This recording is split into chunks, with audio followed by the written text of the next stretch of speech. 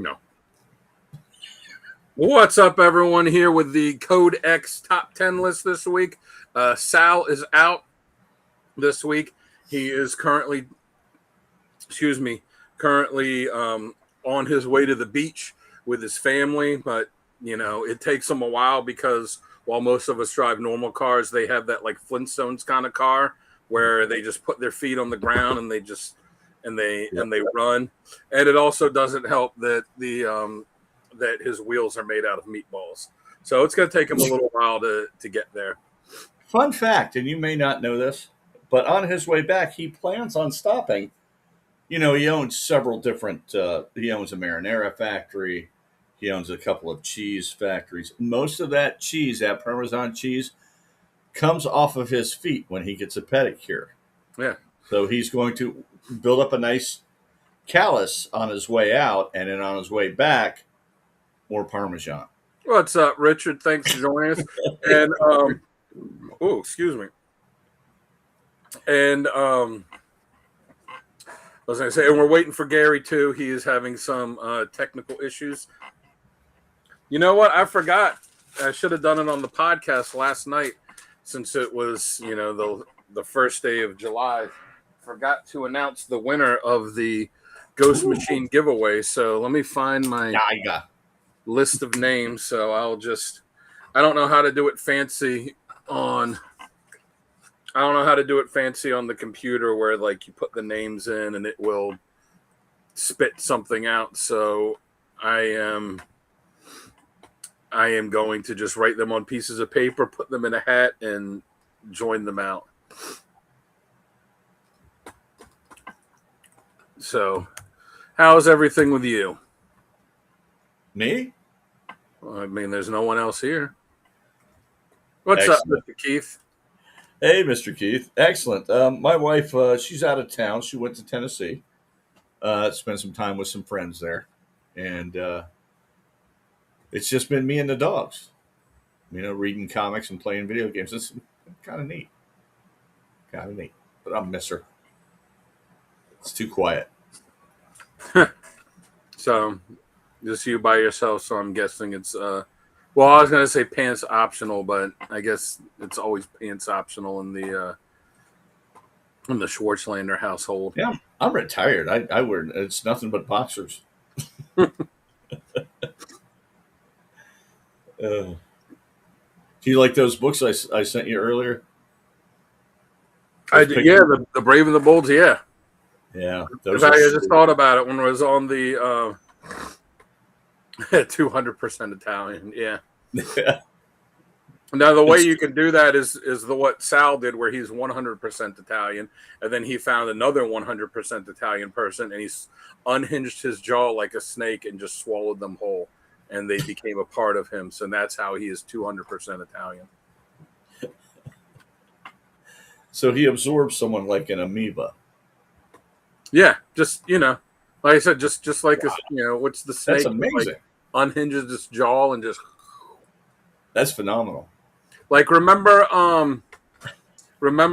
James Earl Jones' character at the end of Conan the Barbarian? Conan, yeah, it's like that. That was cool. That's a great film. I haven't seen that in years. It is. What is best in life? Well, tell me, Arnold. You don't. Oh, I thought you were gonna do. You don't know the quote? I don't do the accent like you do. But you know the quote though, right? I was setting you up for it. Yeah, it's something about lamentations of the women, and yeah. I don't remember the whole quote. No, it's been a bit since I've seen the film. Conan, what is best in life? To crush your enemies, to see them driven before you, and hear the lamentation of the women. That's awesome. I just wonder how long it took them to get him to pronounce lamentation. It was a 3-week process. It's funny because as a kid, my first exposure to Conan was through the movies. And like, that's not Conan at all. in like every other medium, where he like barely says anything. And like, so I would see Conan and other stuff after that. I'm like, that's not Conan. He's talking too much. And then Yeah, he's just came to realize, like, he's oh the real no, chatty Cathy. it's like, oh no, it's just that Arnold is not like Conan because his grasp of the English language at that point was, let's say, tenuous at best. I was familiar with him from the comics and and the paperbacks, but I really had never been a huge fan of his. He was just to me a guy who swung a sword. But as I got older, I learned to appreciate his character a little bit more. There's a little more depth there than I realized. Oh yeah, I mean, I like the character. I'm not like I don't read a huge amount of his stuff, but I like him. There he is. Well, Is that the man? The what's myth? up, Gary? Is Are his you there? camera covered up? I don't know. I saw him in the. Can you hear us? He's broadcasting from the dark side of the moon. Let's see. No, you're. Hmm. No. I think he. Well, on the backstage, the image of I think his thing froze because the image of him backstage, I could see You him, can see it. but the image is frozen. Does he have the cover on his camera? No, like No, you wouldn't see it. Yeah, you wouldn't see it. Yeah, let's try. Oh, he's coming in. What's up? Can you hear us? Ground control to Major Tom. Gary, can you hear us? Is there anybody out there?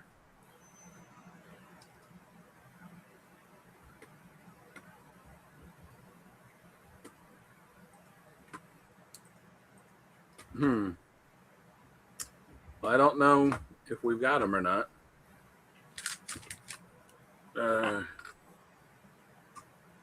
Should I juggle? Should I entertain the crowd?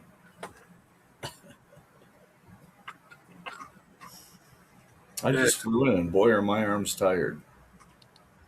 Waka waka.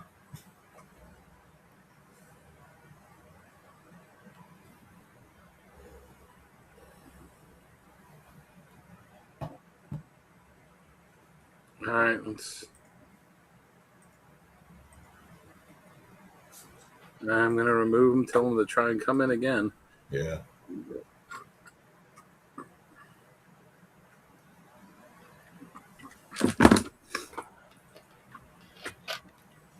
All right, well, as soon as we can get, we'll start as soon as we can. Coke is not a sponsor, but we would appreciate a sponsorship. Not from Coke.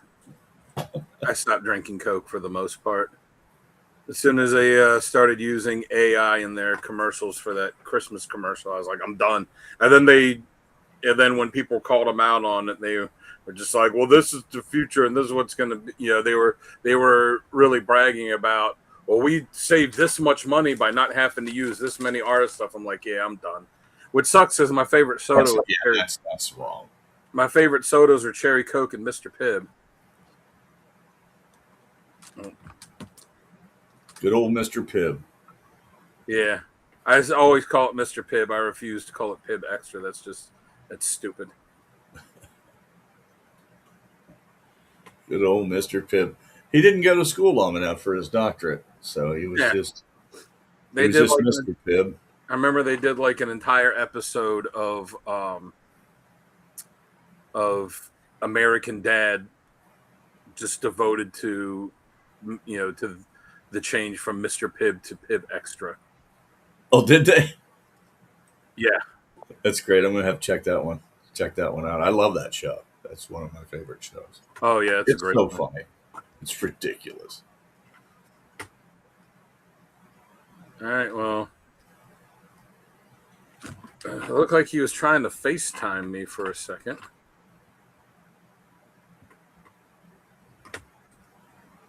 Oh, yeah. There he is. I don't know what the hell. I'm just going to let it alone. I'm not going to mess with it. What's up, man? What's up, man? I've had a challenging day, and this didn't help. But okay. I feel you on that. Yeah. Yeah. Today was going to be my first day since school ended that I was going to be able to relax totally. And I said, you know what? Let me get some bills out of the way early this morning. And then in the middle of that, our refrigerator sprung a huge leak and was spewing water everywhere from Oh, the ice making line while Diane was working. And then, thank God, it happened while we were home. If it had happened a week later, it'd been terrible. So then me and Morgan had to rush off and try to get that thing fixed. We think it's a temporary fix right now. Had to shut off all the water to the house, and I had been going nonstop since like 8 o'clock this morning. that's terrible. Yeah, I had terrible. it happen to me a couple of years ago. I got up in the morning and for whatever reason, like where I'm sitting here, our kitchen is directly above us. And isn't Liquid Death the one that has like a thing on the can that says you give them your soul if you like drink their drink? I mean, I'm not super religious, but you know, it's like I'm not real superstitious, but I still try to avoid walking under ladders. You know what I mean? Yeah. So it's like I'm not super religious, but I'm also not really gonna go drink a soda that says I'm giving you my immortal soul, you know, for buying this. Well, not walking under a ladder is a safety thing. Yeah. So I'm pretty religious, but I'm also very science minded. But I still won't walk through a graveyard at night. I just won't. There's no need for it. If my car broke down on one side of the graveyard and my house was on the other side of the graveyard, I would go around the graveyard just to get to my house. I wouldn't go. I'd walk through a graveyard. I wouldn't care about that. But yeah, a couple of years ago, so like I said, the kitchen's right above us. So I was getting ready in the morning, like getting Emily ready, and I came downstairs for something. And it was like right over there, like right above this shelf here, there was water coming out, and you might be able to, where you could see that kind of line there in the ceiling. That's where it was coming out, and there was just this water dripping. And I was like, "What the hell is it?" yeah. Yeah, I know it's just a marketing thing, but still, you know, better not to tempt fate. Water and fire. Liquid Death is quite good. You know, and it was like all on the, you know, all my books there, and it was some on the comics, but not a whole lot. Luckily, they're all bagged and board that were there, and you know, and on the ground and all that. So I'm just seeing this. And I went upstairs, was trying to find it where the leak was, and I pulled the refrigerator out, and it was the water line that was going around, but it wasn't gushing out. It was like literally like a pinprick size hole that was in it. It was just spitting this water out. So I shut the water off, and that stopped it. And then, you know, where I was working at the time, like, you know, they had some of those big fan like dryers, like the industrial ones that you put on the ground. So I, you know, got one of those and brought it here and cleaned it up. And the bookshelf was toast.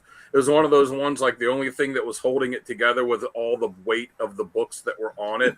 And as soon as I removed the books, the thing just fell apart. Yeah. So I like cleaned all that up and had to buy another water line. And so whatever it was that I came down here for that morning, thankfully I did that, because otherwise it would have just kept going all day. So, and I had been down here the night before for something. It might have been the podcast. I'm not sure. For something. So at some point during the middle of the night, there just got to be this little tiny pinprick hole in the water line. Yeah.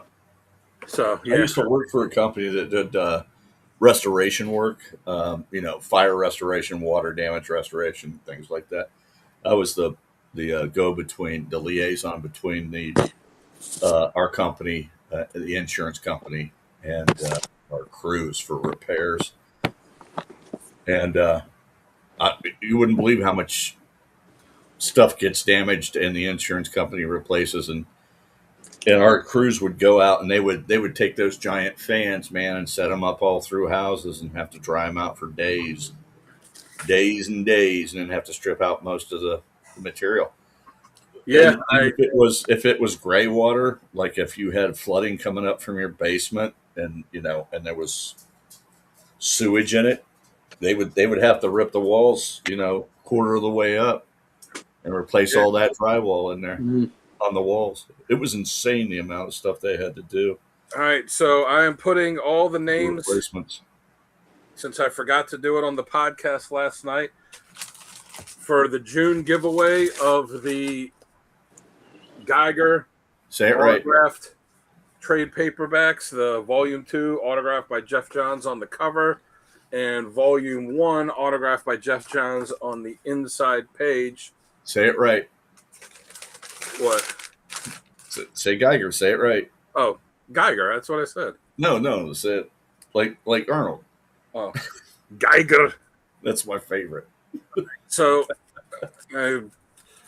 as I said, I don't know where to go online to like put all the names in and have that do it. So I just wrote all the names on a random generator. And I'm shaking them up in here, and I will draw You a could have name. used AI to do that. Fuck AI. All right, so the winner is Lizzie D. Nice. I know So her. congratulations on your win of these two awesome Congrats. Geiger books, and I will be sending those to you probably next week because I'm assuming the post office is going to be closed the next few days. It's open tomorrow. Is it open tomorrow? It's closed on Saturday. Yeah. Oh, okay. Well, maybe I'll send it tomorrow then, if I remember to package it all up. Anyway, Goodness. Well, are you guys ready to get this started? Absolutely, sir. Oh, I don't know if you guys watched the podcast the last night that I did with Sonny, when they did the right or wrong, and my final one, where I had to do the yeah. So I'll have to come up with something to do as a giveaway for July because I like giving away stuff and making people happy. Glad you're not Cal. I told my final the right or wrong was that this should be the design of the next Codex T-shirt. Well, if you want people to wear it, maybe not. I would wear that. I was thinking, I was like, if I draw it and I replace the little skull logo on his chest with the Codex logo, and then I change the way the figure is so it's not obviously Woody, it's just some kind of generic figure. Like maybe we could do that. So Well, if Sonny's tearing apart Woody, would he have a Woody? probably, There's no doubt. yeah. Well, he's a disturbed. He's a pervert. Yeah. He's a pervert? Pervert. I think he's a prevert. All right. Well, we are going to play our what is it? If I gotta find He's a toy masochist. Mm. All right. Well, He's a toy sadist. Yeah. all right. We are going to play our intro, and we will be right back. Hey, true believers. This is Chris Claremont. Hey, it's Tom Ray. Hey, this is Adam Kubert. Hey, this is Tony Fleece. Hey, I'm Philip Kennedy Johnson. Hey, it's Peter Tomasi here at the Baltimore Comic Con. You're watching the Codex Station. Keep watching.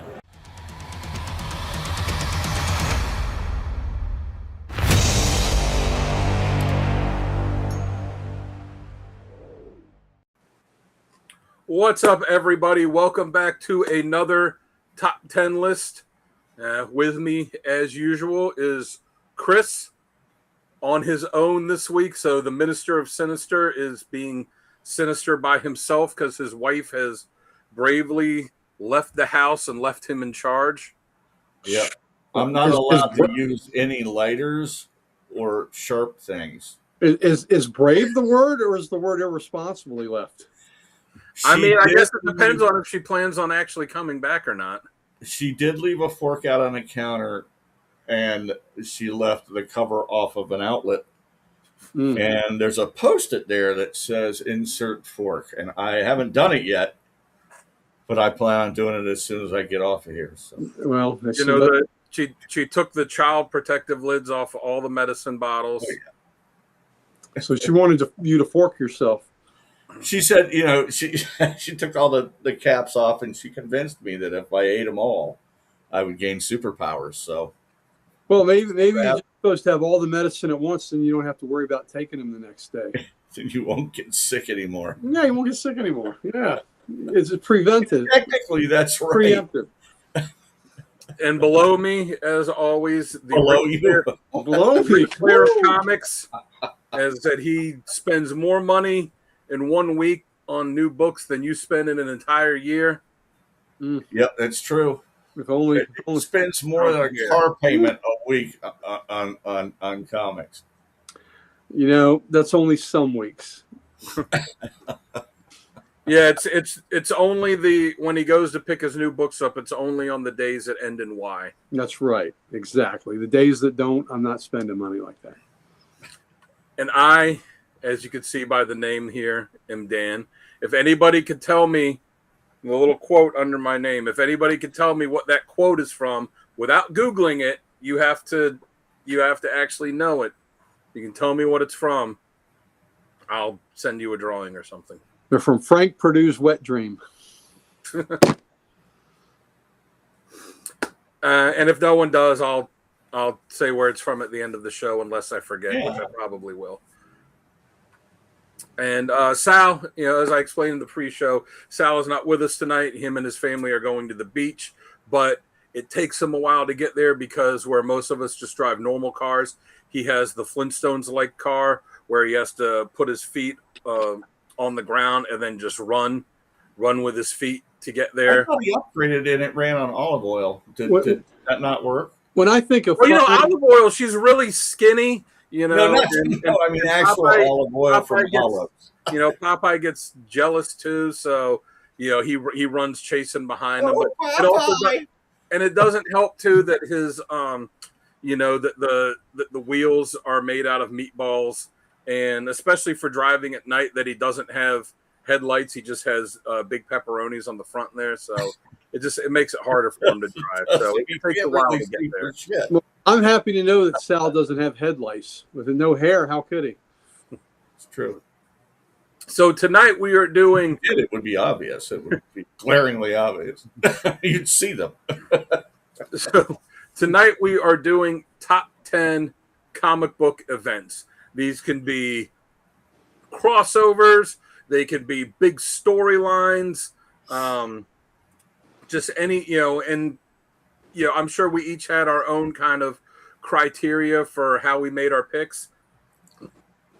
For me, my criteria was, how big the event was, like how it affected the industry, how big it was when it happened, and of course, if I had to like it too. So it'll be books from all kinds of different. Well, it's mostly Marvel and DC. Let's not fool ourselves. It's almost exclusively Marvel and DC, but there's a few other things thrown in. So if you guys are ready to start, I will throw this one out there. This, I think, kind of surprisingly to me, did not make anybody's list. And I was really close to putting it on mine. But then I kind of thought about it and I was like, this wasn't really a comic, I guess, event at the time. It was a series that was put out, but it wasn't like a big time event. But still, I think it has to be acknowledged, for the impact it's had on the history of comics. And that's Watchmen. Yep. It was I- on my list, and then off my list, and then on my list.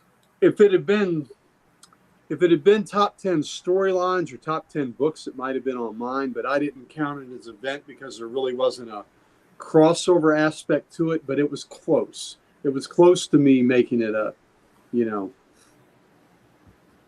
Yeah, and that's what kept it off of my. If we just done top 10 best stories, 100% would have been on my Yep. list. But as I was looking at the stuff on my list, I'm like, what can I drop off to put on here? I was thinking about it, and I'm like, I was a kid at the time, and I was reading comics, but I wasn't reading Watchmen. I don't think I was even reading new books at the time. I was just always pick up stuff from like antique stores and thrift malls and stuff I would go Yep. to with my parents. So I wasn't aware of it till later. So I don't really know at the time as it was coming out, what it was considered. But I felt like it was one of those things that, as it's complete and we see its impact on the industry, that yes, obviously important, but at the time I hate to say just another, because Watchmen is not just another anything, but it was, here's just another story we're doing, like Camelot 3000 or Right. To me, or and these to other me, series. any 12 issue or 4 issue mini, I consider those events.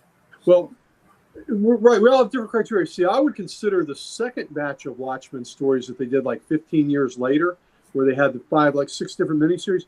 That I would consider more of an event, because Yeah. it's all these different minis. Like the before was Watchmen one- stuff. Yeah. Right. That was one specific story. So I couldn't. It's like, that's why Dark Phoenix Saga is not on my list, because it didn't cross over into anything else. It was just in the X-Men title. If we were talking top 10 storylines, that would be it. Same with Hard Traveling Heroes by Green Lantern. I didn't know we were doing just Right. So I did just crossovers. I did things Well, that it's not crossed just over crossover. or events. We all have our Okay. different criteria, but that's Okay. why those stories. That's why Dark Phoenix Saga is not in mine. That's why the Hard Traveling Heroes is not in mine, because it didn't.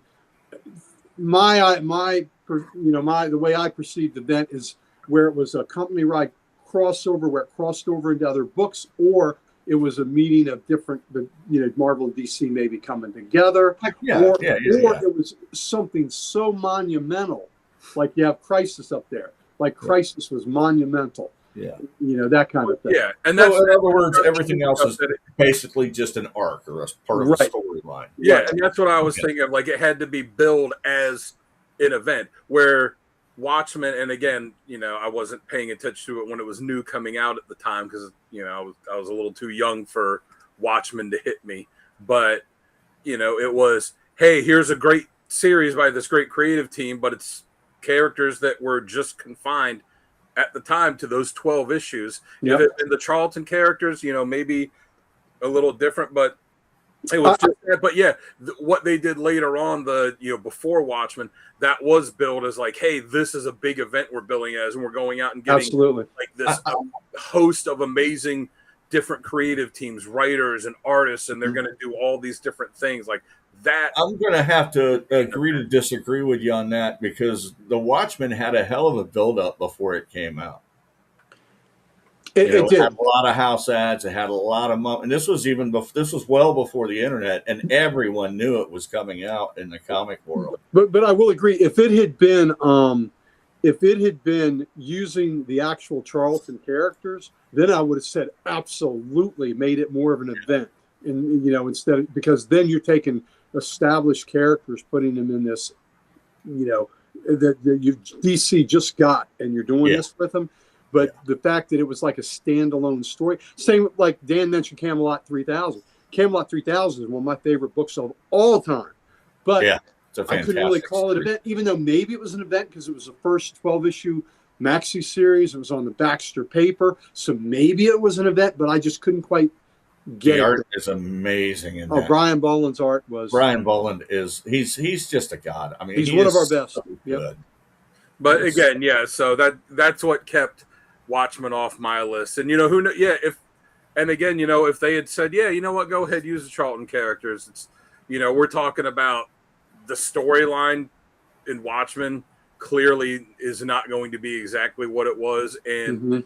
everything that happened with those Charlton characters after that would have been completely different Yeah, too. it would have been Right. totally different. Yep. It would have been, if not taking place in the DC universe at that time, it would have been incorporated into it at some way before Doomsday Clock. Ted DC Kord made, would have been a completely different character.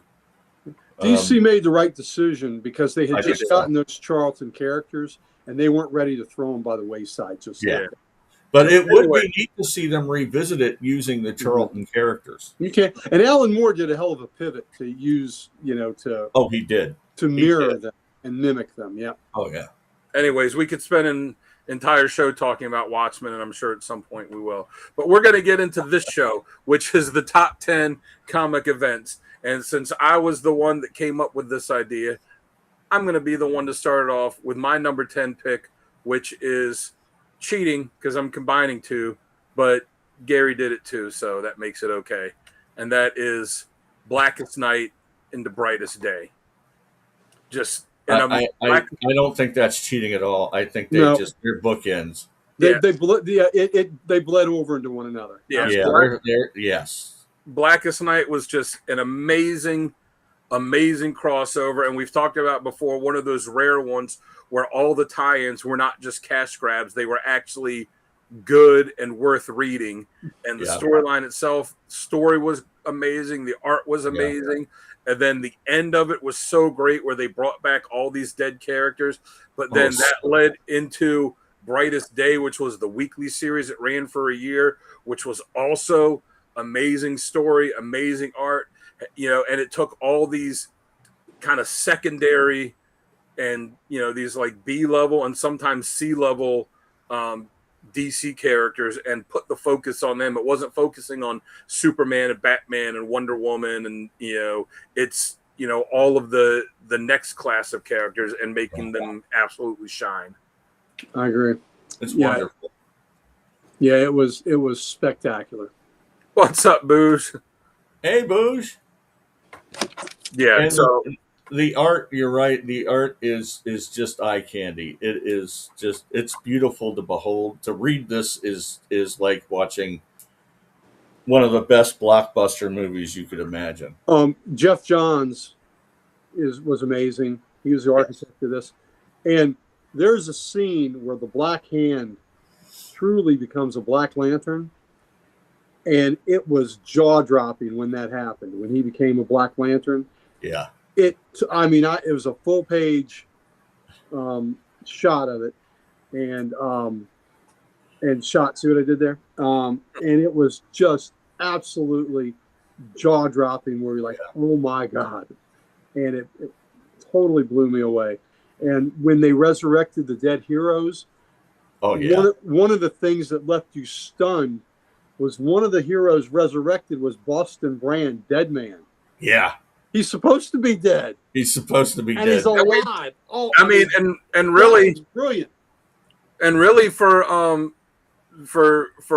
Dead Man 2, we'd only ever seen him alive for a couple pages. Yes. And then he died and became Dead Man. Yep. And then decades go by. So yeah, it was amazing, and it had the awesome action and all that stuff, but both of them had just so many great character moments. It was a perfect combination of horror and sci-fi and superheroes, and Yes. it was just, it had everything that you could. The only thing it was missing was dinosaurs. Dan it- said all the tie-ins were good.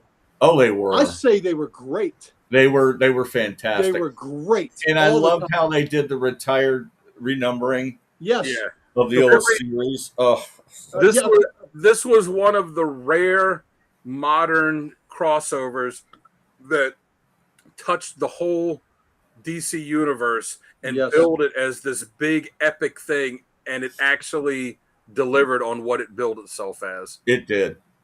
It did. Yeah. The company-wide editing Yeah.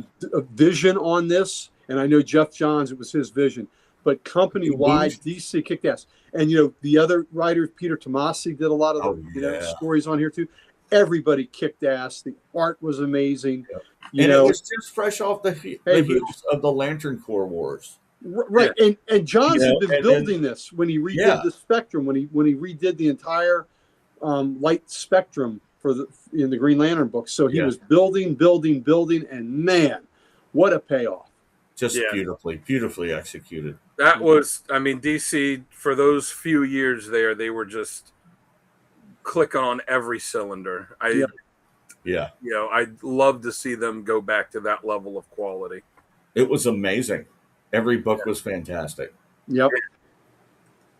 All right, so we are going to go with Chris next, and Chris's number. Before 10. I start, I do want to let people know that this is not by any means, my 10 favorite, because this will fluctuate from time to time. But other than the top 2 on here, they've always got that spot. But there are so many series I wanted to put on and didn't put on, and so many things I wanted to do, but you only have so much room. But let's start with this first one, which is very important. And I'll say this too. Yeah, if you came to me 3 months from now to do this, there would be some that would come off of here and some that would be added on. And some of these, and there's some that I like more than ones that are on my list, but I put them on my list because, again, I like everything that's on here, but some of them I put on above ones I like more just because of the impact they had either on the industry or on the particular company.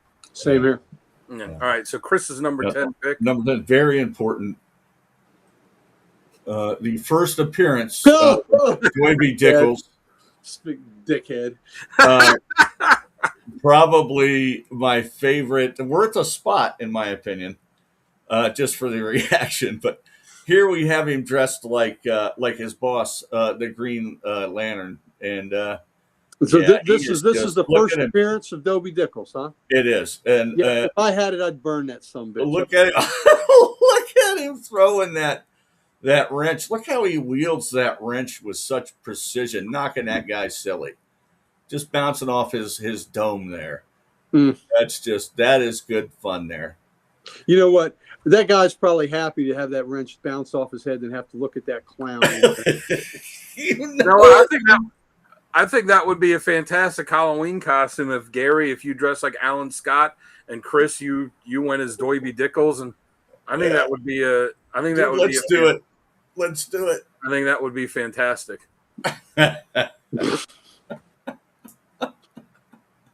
Yeah. You know what? I would almost do that. Yeah. That would be fun. Yeah. Astonishing X-Men was fantastic. And I'll tell you this about Astonishing X-Men. Amazing. I stopped reading X-Men when they killed Colossus because he was my favorite X-Men character. Mm-hmm. And I read that issue, and while it was well written and it made sense, I was like, man, fuck you, Marvel. And I stopped reading X-Men.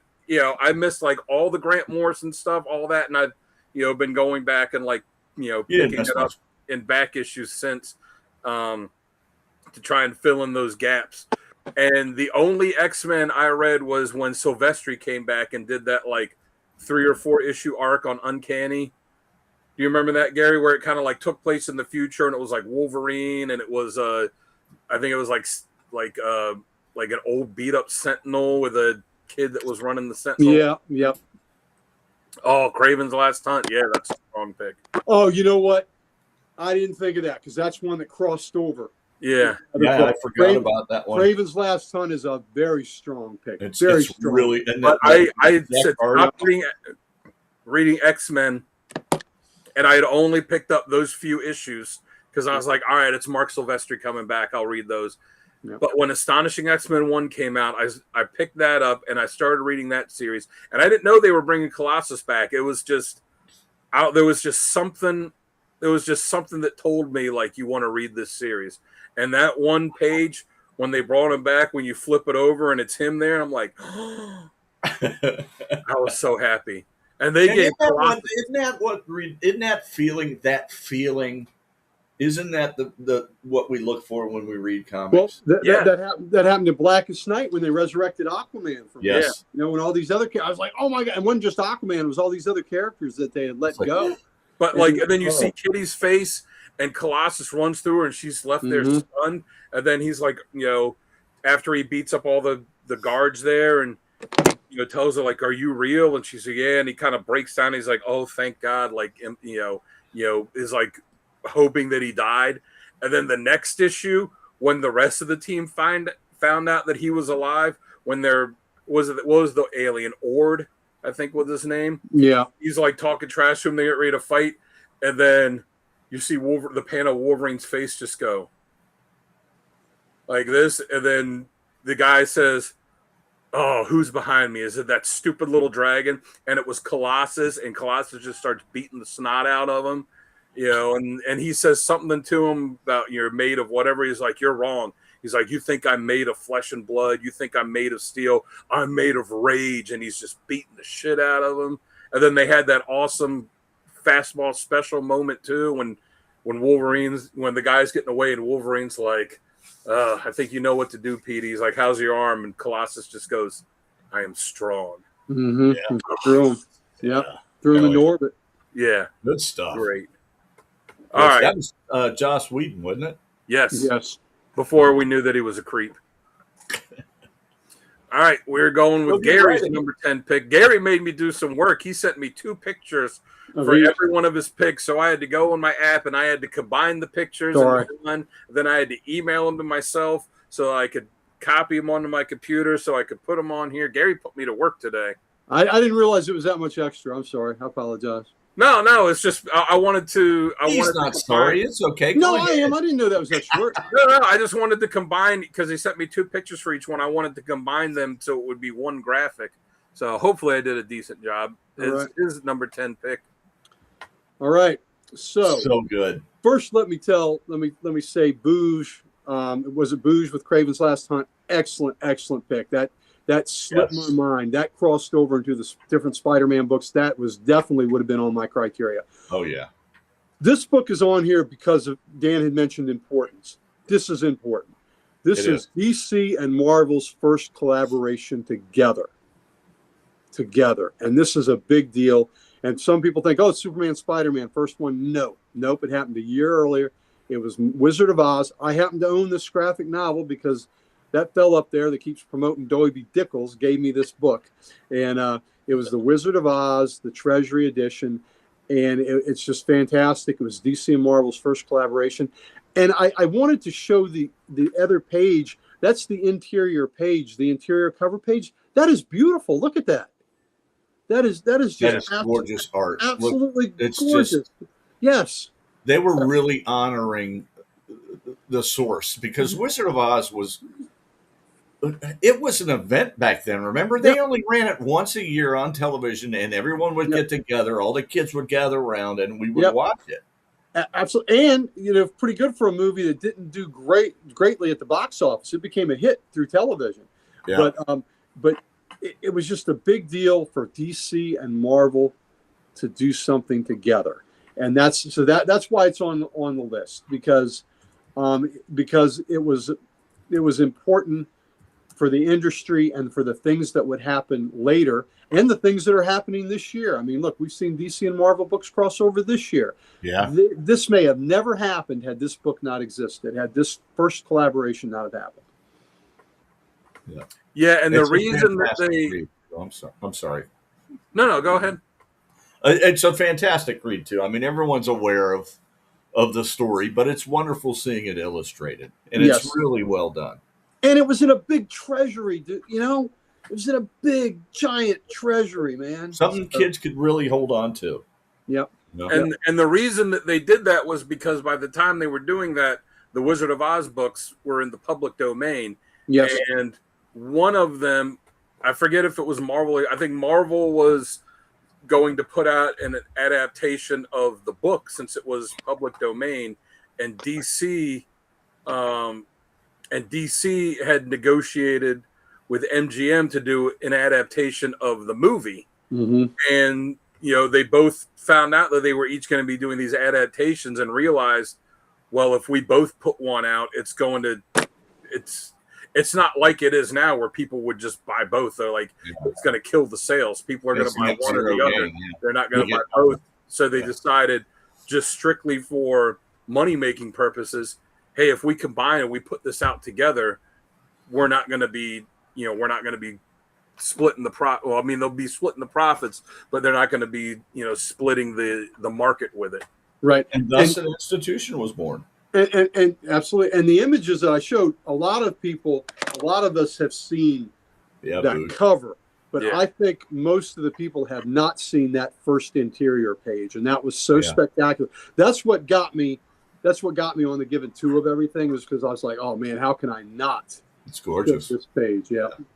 And going back to Craven's Last Hunt too, the reason that actually ran through all 3 Spider-Man books at the time, I found this out when I interviewed J.M. DeMatteis, which fantastic interview. Go on our interview channel, watch that. Is he was originally just going to do it in the one, because he was just writing one book, and he was going to do it in just that, and it was the editor that told him, no, you should have it go across all the books, because if you're doing this storyline just in one book, it's going to negate the impact of it. While if Spider-Man's off doing his normal thing, Yep. excuse me, if off doing his normal stuff in these other 2 books, it's going to negate the impact of this story. It's going to be just another. It's going to be a good story, but it's going to be just another story. But if you run this through all 3 books, and that's the only thing happening for 2 months in all the Spider-Man books, that's going to make it that much more of a big deal. And I think he was right. I don't think we would think of it in the same light if that was just running in one Spider-Man book and the other stuff was just, he's off fighting the Kingpin in one, and Yep. Electro in another one. The Spider-Man world stopped. Yeah. While that was going on, and Yeah, would have just been static. Yep. If I they- have that. I have Thanks, a Boosh. nice hardcover of that signed by the writer, the artist, and the inker. So That's cool. And strangely, that book was out of print. The trade was out of print for a very, very long time, and only recently, within the past year or 2, came back into print. And the only way that you could get it was to either buy the individual issues, the back issues, buy an old trade, which would be kind of pricey since it was out of print, or you could buy like one of these mammoth omnibuses that would have it in it, but it would have all this other stuff. Like for a long time, you couldn't get just Craven's Last Hunt. I have a beautiful hardcover of just that story. I do too. Yeah. Yeah, thankfully they came to their senses and put it back in print. Yeah, spectacular story. Definitely deserves top 10. Absolutely. Oversight on my part on that one. Yeah, well, we try to know our stuff. All right, so we're gonna go on to my number 9 pick, which is Civil War. Ah, First Civil War. yeah. It was a good storyline. I enjoyed it. It was, and I put it on my list because it had major consequences for the Marvel Universe. And it wasn't just, there's consequences for 2 or 3 months and that was it. It had major consequences that reverberated through Marvel Comics for years. It led to Captain America, to Steve dying and Bucky taking over his cap. Tony took over S.H.I.E.L.D. It kind of led into the stuff with Spider-Man and One More Day, which, was atrocious. But, it led into the splintering of the Avengers, the stuff with the Thor, the Thor clone robot thing, which, led to Thor's animosity with Tony. It broke apart all these characters in Marvel, and and again, it had a major effect on Marvel at the time, and then led to, a movie which then had a major effect on the MCU movies as well. I agree. And very strong choice. Yeah, the writing was good. It had some really cool character moments. The stuff with Punisher, when he showed up with Spidey, he's like, help him, and he just guns down the villains, and Cap is beating him and telling him to fight back, and he's like, I won't fight you. Was really good. It's funny, Mark Millar, it's funny that it takes a Scotsman to write like the greatest Captain America speech of all time. But, he wrote arguably the greatest Captain America speech of all time. It's, and then McNiven's artwork is just Yeah, it was great. gorgeous. Yeah, it's good. It's a good series. I kind of felt like some of the characters were acting off model, but because I didn't feel like Mr. Fantastic would have sided with what Tony wanted him to do. I just, some of it felt. I kind of felt like he would, because he kind of tends to sometimes be a little too cold and logical at times. But again, it was also because of the major impact that it had on Marvel that lasted for a long time, and led to the movie. I enjoyed it. It was thoroughly enjoyable. And I understand why they kind of had to force guys onto sides. So in order for the story to work, otherwise it wouldn't work. Yeah, Mr. Keith got Age of Apocalypse at 9. Stuff. Booge has World War Hulk at number 9. That's so good. That's a good one so too. Good. Yeah, that's a strong one. But you're right. It is. It's a great, and the art, man, the art was phenomenal throughout. It's so good, just so good. We're not going to get into Civil War 2. And a lot of the what was it, Frontline, and a lot of the side books they did, and the tie-ins were really good. Yeah, they had that one shot like after it was over with kind of focus on Tony and Steve's relationship. I think it was called The Choice. Yeah. It was, and it was really weird seeing the fallout between those two characters. Yeah. I was like, wow. All right, so we're going to go with Chris's number 9 pick. Let's see, what is this going to be? The second appearance of Doiby Dickles? The first appearance of must be. It is. It is Secret Wars. I mean, just look at that cover. Yep.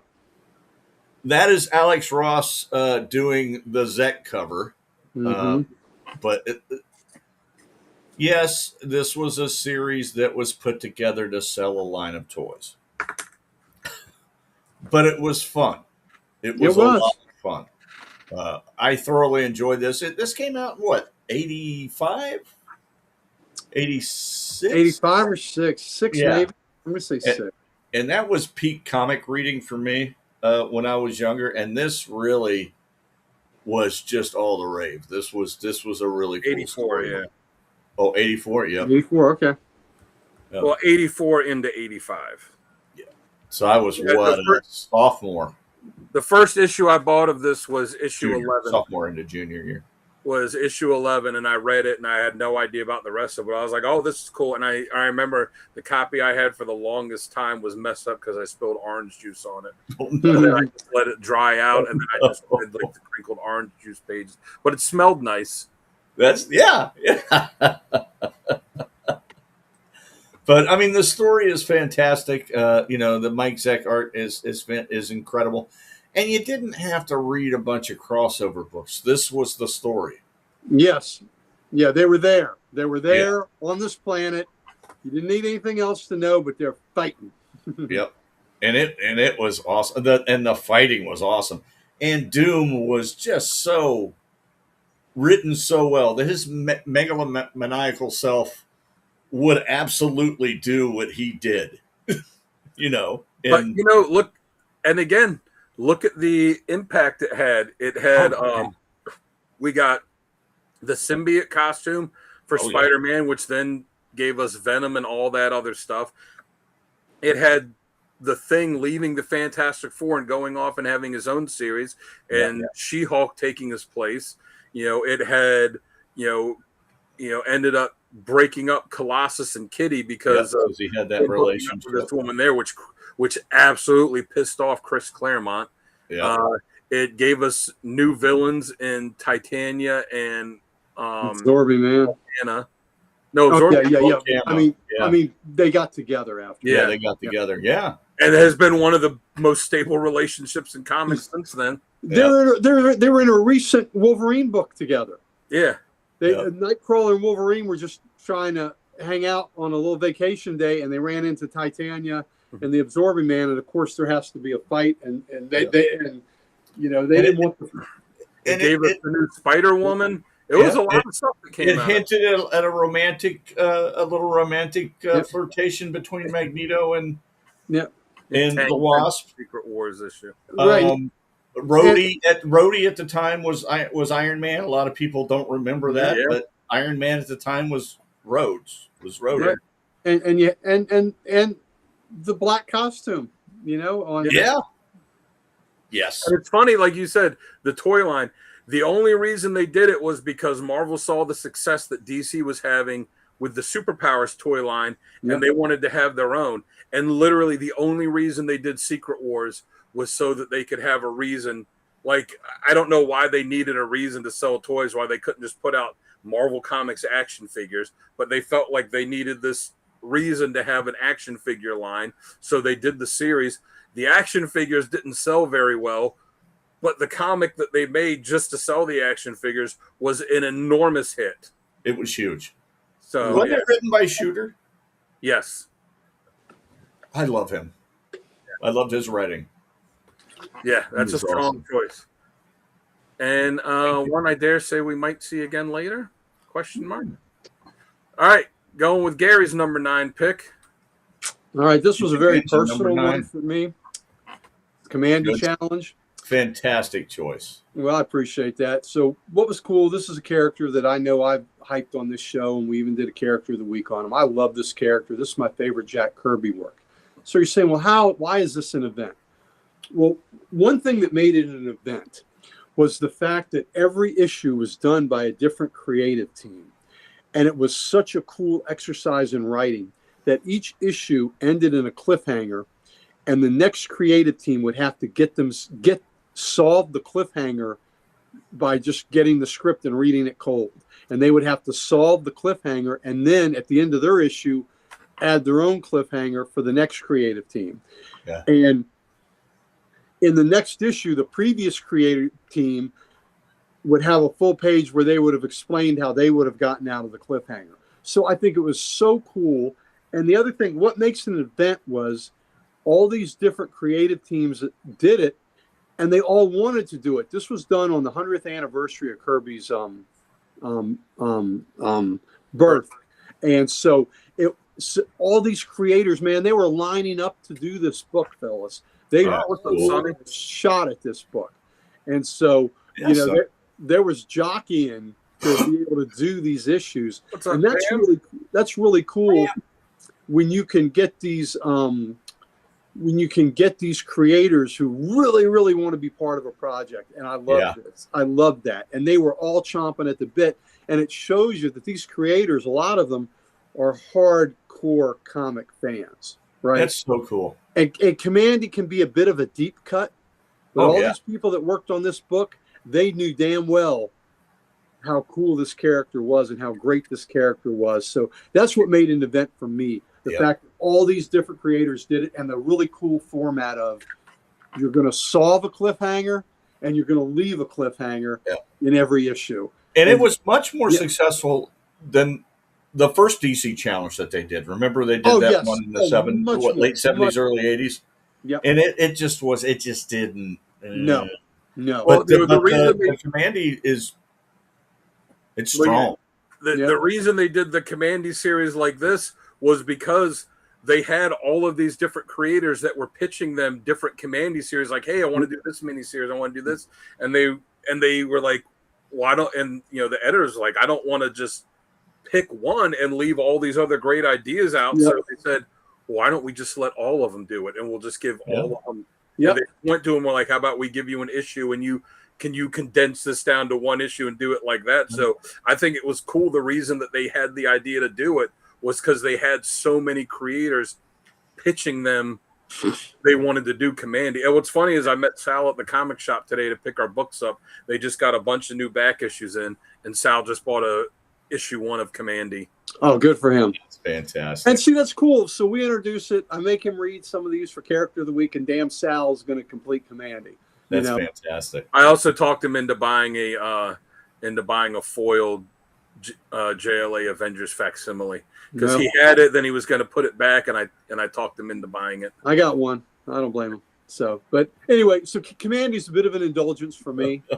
So, but well, to Dan's point, with them doing it like that, it was reminiscent of the episodic series that Kirby did. Commandy was in a different situation in each issue, dealing with a different Well, it threat. shows you how great Kirby was, though. Oh, That absolutely. all these creators wanted to take a swing at this character. Again, kind of a deep cut character, but they all wanted to take a swing because they recognized the greatness. I have 2 artist edition books of Commandy. It's my favorite Kirby work. So and I just love them. Just love them, love them, love them. It's beautiful. His artwork on Commandy was amazing, and it perfectly fit the mood of the story. It sure did. It was just it's beautiful. And his writing was really good on it too. I'm surprised they haven't done a challenge like that for Robbie Reed. They did. It was called Mary Jane Jackpot and Marvel. Yeah, check it out. Yeah. Read more Commandy. Hey, Commandy, great series. Yes. I've had all the issues for a long time now. I love that book. I'm gonna get it collected. I've got to. Yeah. We are on to number 8. Yo. And then Sal was trying to talk me into buying it. I was like, I don't have the money for back issues now, unfortunately. But we're going on to the number 8 pick with mine. But before we do that, I just want to say, if you like what you're seeing, make sure to subscribe. Make sure to click that like button. It helps us out immensely. Make sure to share this with your friends, your family. Hell, share it with people you don't like, and they will become your new friends. And the comic awards are going to be starting again soon, and the nominations start on Saturday. So we will be posting that on our social medias, and we'll be talking about it on the shows coming up. So again, it would help us out tremendously. We would appreciate it if you like what we do to throw us some nominations. Hopefully we will win something this year. And anyways, back to your normally scheduled top 10 list, and my number 8 pick, Infinity Gauntlet. Great pick. Strong pull, man. Great it's so good. Great book. That issue 1 cover has become iconic. Yes. And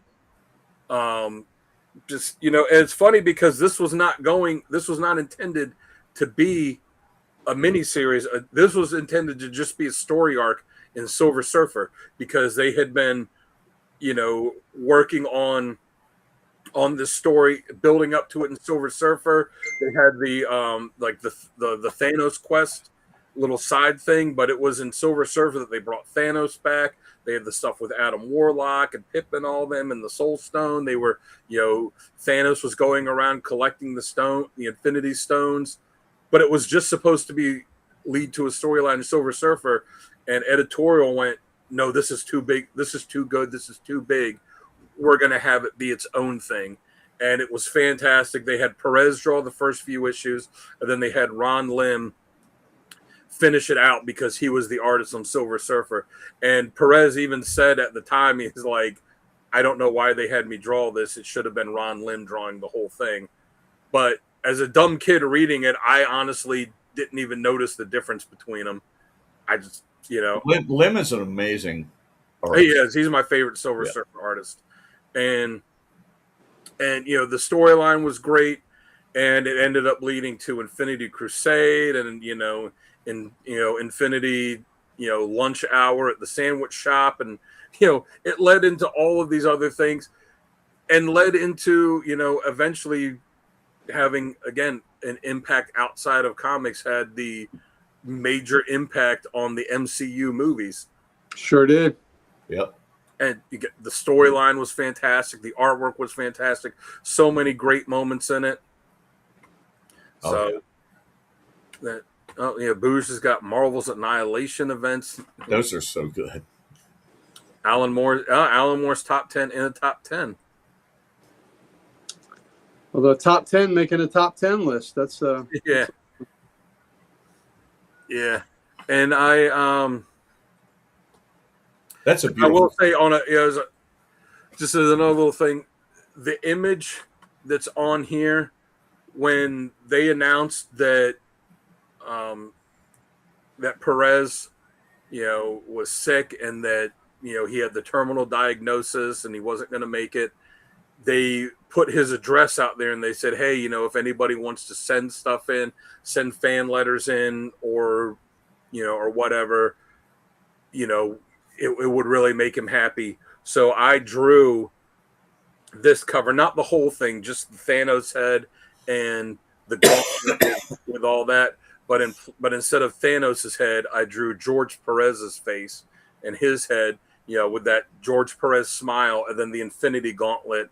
And I drew that and I sent it to him. So I don't know if he ever, I assume that it got there. I don't know if he ever saw it. If he did see it, I don't know if he liked it or if he was just like, I could have done better. I don't know. But that was, and I think I posted it on Dan wrote him a little letter with it that said, look, I know you're not feeling well, but if you could do a nice sketch for me of all of the Avengers. Yeah. So again, I don't know if he ever saw it or if he did see it, if he liked it, but that was just kind of, my thing to send to him was a letter saying, how much his work meant to me. I think I posted on my Instagram page at the time. You'd have to go back on there, on Instagram at Dan Kelly Art and scroll back through because it's been a couple years. But I think I posted it on there. But that was just my little. I got to meet him once. Had to stand in line for 4 hours to do it, and it was worth every second. I never got to meet him, and it breaks my heart. No, Yeah, same with me. And when he takes a picture with you, he leans into you. He's just what a warm, kind, generous man. Yeah. So that's that was on my list of creators I wish. Now I've met Marv Wolfman several times, but I never met. Yeah, Perez was great. I was blessed to meet him. Marv's a sweetheart. He's a nice guy. So Very New York. I emailed him to set up an interview, and he said, I'm busy now. Email me back during the summer, and I emailed him back, and I never heard anything back, so might have to email him again. That would be a great interview. Who, All right, Marv? so we're going to go to Chris's number 8 pick. I want to sit in on that. Chris's number 8 pick, which is a coming out right at the same time as Watchmen was. Yep. You talk about influential. That was influential. Well, it wasn't a crossover. This was absolutely, I think, an event. Oh, Yeah.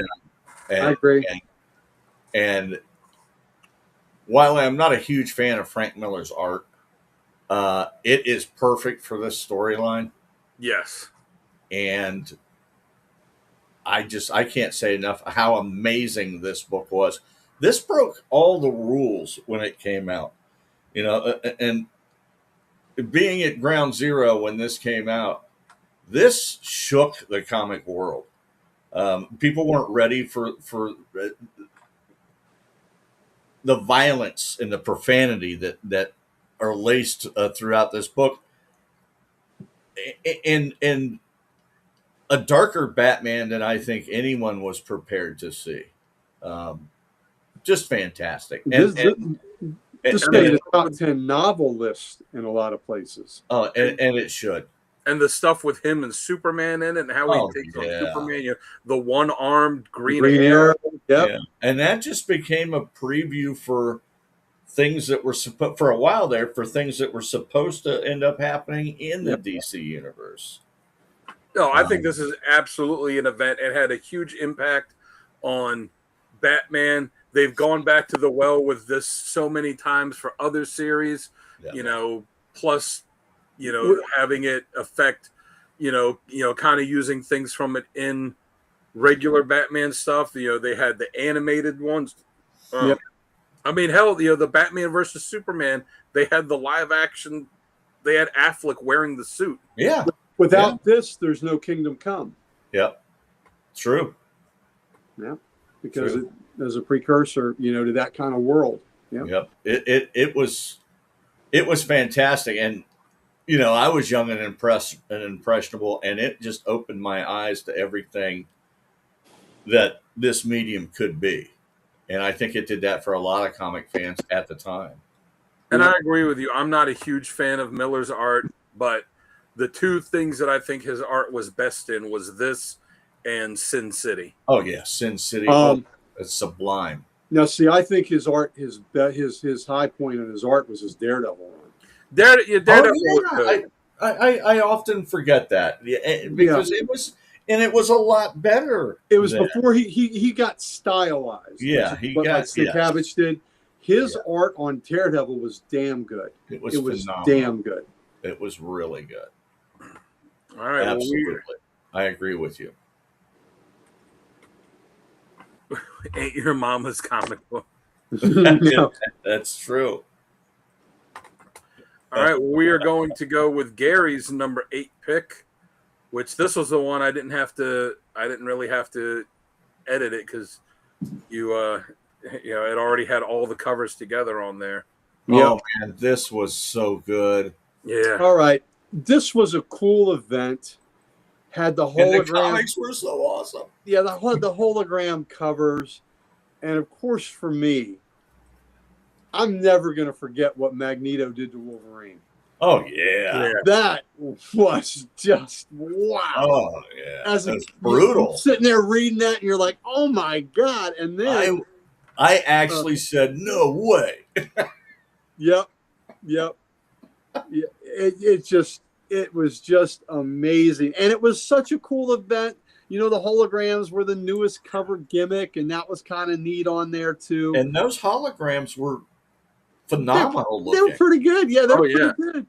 Yeah, And they did a good job with those. A lot of depth in them. and then we also get the big reveal that Wolverine has bone claws. Yeah. And then you see that, and then Yeah. as soon as you see it, like, wow, then you go, oh yeah, of course that makes sense. Yes. Yeah. Yes. And so that was brilliant. So Yeah. I mean, this was just a really cool storyline that, maybe it's not the, is it better than something like Dark Phoenix Saga? Oh hell no. But It was surprising it though. was good. It was really good. It It resonated blew with my you. mind. And there were moments in there again, Wolverine getting all the adamantium sucked out of him by a vicious Magneto, and then the reveal of the bone claws. So for me, that's just a couple fanboy moments in there that I'm just not going to forget. And I've got to, I got to elevate the whole damn series because of those moments. And then when It they did that, was so fun. Yes. and then in the I regret it end so of the much. first season of X-Men '97, when they had Magneto do it to him in the series, like, oh, I can't believe they did that. It was, Yep. yeah, I mean, that was a game changer for Wolverine for. That yeah. lasted for a couple years too. Yeah. Mhm. It wasn't like Yeah. 2 months later he got the adamantium back. No, and Erectus healing factor. Yeah. Yeah. You know how they came up with the idea to do that, right? I when, know. when I was interviewing Fabian Nicieza, and he said in it that when they were doing this storyline that they were trying to come up with something to see. And remember, Peter David was writing X Factor at the time, and he said Peter David was sitting there, and he just goes, "Why don't we just have Magneto rip his metal out?" And they all just kind of stopped and looked at him, and he went, and that was how he did Peter David's voice. Right. And Nicieza said they all stopped and just kind of looked at him. He's like, "Oh." Or no, because he said, "Why don't we just have Magneto rip his skeleton out?" And they said they all stopped and they looked at him. And then he went, "I'm just kidding, guys. I'm just kidding." And they went, "No. That's good. Oh, that's really good." Yeah. So Yeah. they're like, "Okay, obviously we can't rip the skeleton out because of the brains inside the skull and all that. So Yeah. can't do that. But what if we have them rip the metal, off the bone?" Yeah. And it was all because Peter David was just sitting there like, "Yeah, why don't we just do this?" And it's Like an an offhanded- idea where you're like, well, why haven't we done this before? Yeah. You know? Yeah, like why don't we give Doiby Dickles a power ring? Yeah. Yeah. They should have done that. Yeah. What could possibly go wrong? He just built big green wrenches all the time. That's the only thing he'd be able to make. That Yeah, big that's all I- ponytail. Green wrenches and green cabs. And a duty in his pants. A green dude. Green wrenches, a green cab, and a green Doiby. derby Doi- hat. Gertrude. Quite rude. Green Doiby. All right, we're going up to my number 7 pick, Age of Apocalypse. Oh, From yeah. one X-Men event to another. This is my all-time favorite X-Men storyline. Even for me, I'll put it above, not impact for, the impact that it had for, the comics as a whole, as something like Dark Phoenix Saga or anything. But for me, this is my favorite X-Men event because it was just so much fun and unprecedented at the time for what they did, which was we're going to essentially cancel our entire line of X-Men books, which just happens to be the number one selling books in all of comics. We're going to stop those for 4 months, and we're going to all of them across the board. Yep. We're going to put out new books in their place. Oh, you wanted Wolverine? Well, here's Weapon X. He's missing a hand. He's got face tattoos. He's dating Jean. We had Astonishing X-Men, Astounding X-Men. We had Excalibur, which was X-Caliber. We had X-Man. X-Man, which then it gave us an entire new character.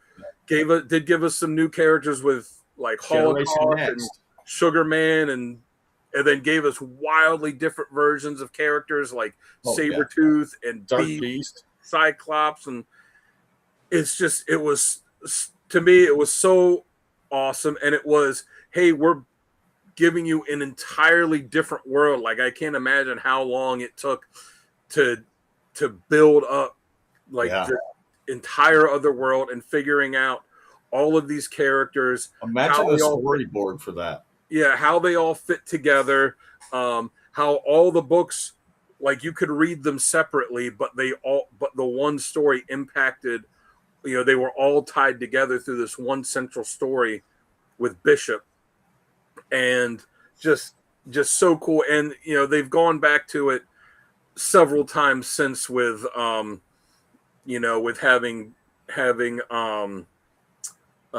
Blink, since people liked her so much, go into the Exiles, and some of the characters from here come into the regular Marvel universe, and they've gone back to this universe so many different times, and the character designs, the character redesigns were so phenomenal, just so good. And what's funny is they kind of swiped the idea in some of the character designs from X-Men the animated series, but because the lead time for an animated series takes so long, it ended up coming out after this. So people were like, when they saw this one episode where I think it was Nimrod was going back in time to kill Professor X, and I want to say Wolverine and Storm went back in time to stop him, and they ended up, kind of not being able to prevent it. And then it was this dark future world. And you look at some of the character designs, like Sunfire, his design straight up came from X-Men the animated series, because some of the X-Men editors saw the animated series and they saw what they were doing this episode. They're like, oh, we could do that. And since the lead time for a comic isn't as long as an animated series, this came out first. And people thought that the show was taking inspiration from this, when really it was the other way around. It was like the ultimate X-Men what if. It's so good. And Rise of the Midnight Suns was good too. And Generation Next, that 4-issue mini was so tragic the way it ended. And very powerful that I remember the ending to this day. It just rings in the halls of my memories. That one was rough. But and the whole new world, the new relationships for these characters, and then the supplemental books other than like the 4-issue miniseries where they did like, was it Prime and Alpha, like not Universe X, but they had the one where like the 2-issue series and went, hey, here's what these other characters that are not mutants that are still around are doing, where it was like Bruce Banner, but he never became the Hulk, and some of those characters, and it was amazingly well done by Marvel, and I honestly don't think that they have touched it storyline wise since it was such perfection, because all of the stories were good. All of them, much like Blackest Night. Right. all the side books were good. You all right, Gary? Mm-hmm. Is it getting late? It's always late. It gets late early around here. So we're going to Chris's number 7 pick. Doiby Dickles. Staying in the X-Men family. I Man kills. simply love this powerful look at racism. It's a hard book to read. There's some young people being murdered in the beginning of the book, but it's a fantastic look at what some people will do to punish something they hate just because they don't understand it. And it's Reverend, what was his name? Reverend Stryker. Yeah. Mm-hmm. Who they somehow like, 40 years early managed to draw to look exactly like Mike Pence. Yeah, he oddly looks like Mike Pence. Is they had a car accident. His wife had a baby that was a mutant. She died in birth, and then he just blamed mutants for everything in the world. And he ran this church that preached nothing but hate. And it's just an amazing look at the way that Magneto faced the issue, and you really understood and had compassion for Magneto, probably for the first time, really, that he had been written, that you really feel compassion for his cause. And it's really good. He doesn't just seem like an evil mutant. There was a reason for him doing what he did. And it's I don't know if you guys remember it or have read it, but I'm sure you have. Oh, yeah. I've read. It's been a long time, but I remember the basics of it. Yeah, it's amazing. Oh no, go ahead. Go ahead. I was say, do you know who the original artist on this was going to be? Who And had actually drawn several pages before they decided to tweak the story some, and the original artist walked away, because originally Magneto was going to be killed in this. Oh wow. The original artist was Neil Adams. Oh wow. And if you Google it, you can find, if you type in "God Loves Man Kills Neil Adams," you can see the pages that he penciled for it before he left the project, because he did Wow, several pages for it. And yeah, and again, that was before they kind of changed around what they were going to somewhat do with the story. Interesting. Yeah, if you guys can find this, it's still in print, I believe. Oh, it's fantastic. Pick it up, read it. Yeah, it is. It is a powerful one. All right, well, we're going to Gary's number 7 pick. It's going to be. We are awesome. taking a step back from the X-Men. Oh, Infinite Crisis, baby. oh, it's so good. Ah, so good. Yeah. And this Perfection. Great John's writing, the Jimenez art, that's very, very reminiscent of Perez. Just, there's tragedy, there's heartbreak, there's pathos, there's, my goodness, the Earth 2 Superman and Lois scenes, and the scenes of Power Girl are heartbreaking. Oh, just The- heart-wrenching. The madness of Prime. Wow. Oh yeah. Superboy Prime off Oh Yeah. the reservation. That shit crazy. Oh my goodness. oh. And I find it interesting now that I'm enjoying the title, the current Superman title, where Prime is trying to redeem himself. And I like it. I like that Good. book. And Good. I like that Prime's trying to get back on the straight and narrow. But man, you talk about a total bastard. That's what he was in this. He really was. Oh, yeah. Oh, He lost his shit. Yeah, he And did. before this, you'd only seen Prime, in that one issue of DC Presents, Yeah. and then in Crisis on Infinite Earths, and that's it. You only saw him a handful of times before Yeah. that. Yep, absolutely. So, but just powerful, like Batman there's holding the body of Beetle. That was, such a tragic event. That was part of the, I guess, at the end of the countdown. Just excellent, Oh, it's hard hitting. excellent, hard-hitting storytelling, and when you couple it with the crisis that preceded it, Yeah. it's pretty amazing. So, And love and like I've always said, it is the perfect bookend yes, for the original Crisis. It They is. go so well together because one, I mean, you can read one right after the other, and they just blend right into each other. They're Oh. so well done. sure can. And again, this is another one that had a bunch of spin-off miniseries, and all of them were worth reading. So good. Yeah, now somebody just mentioned Identity Crisis.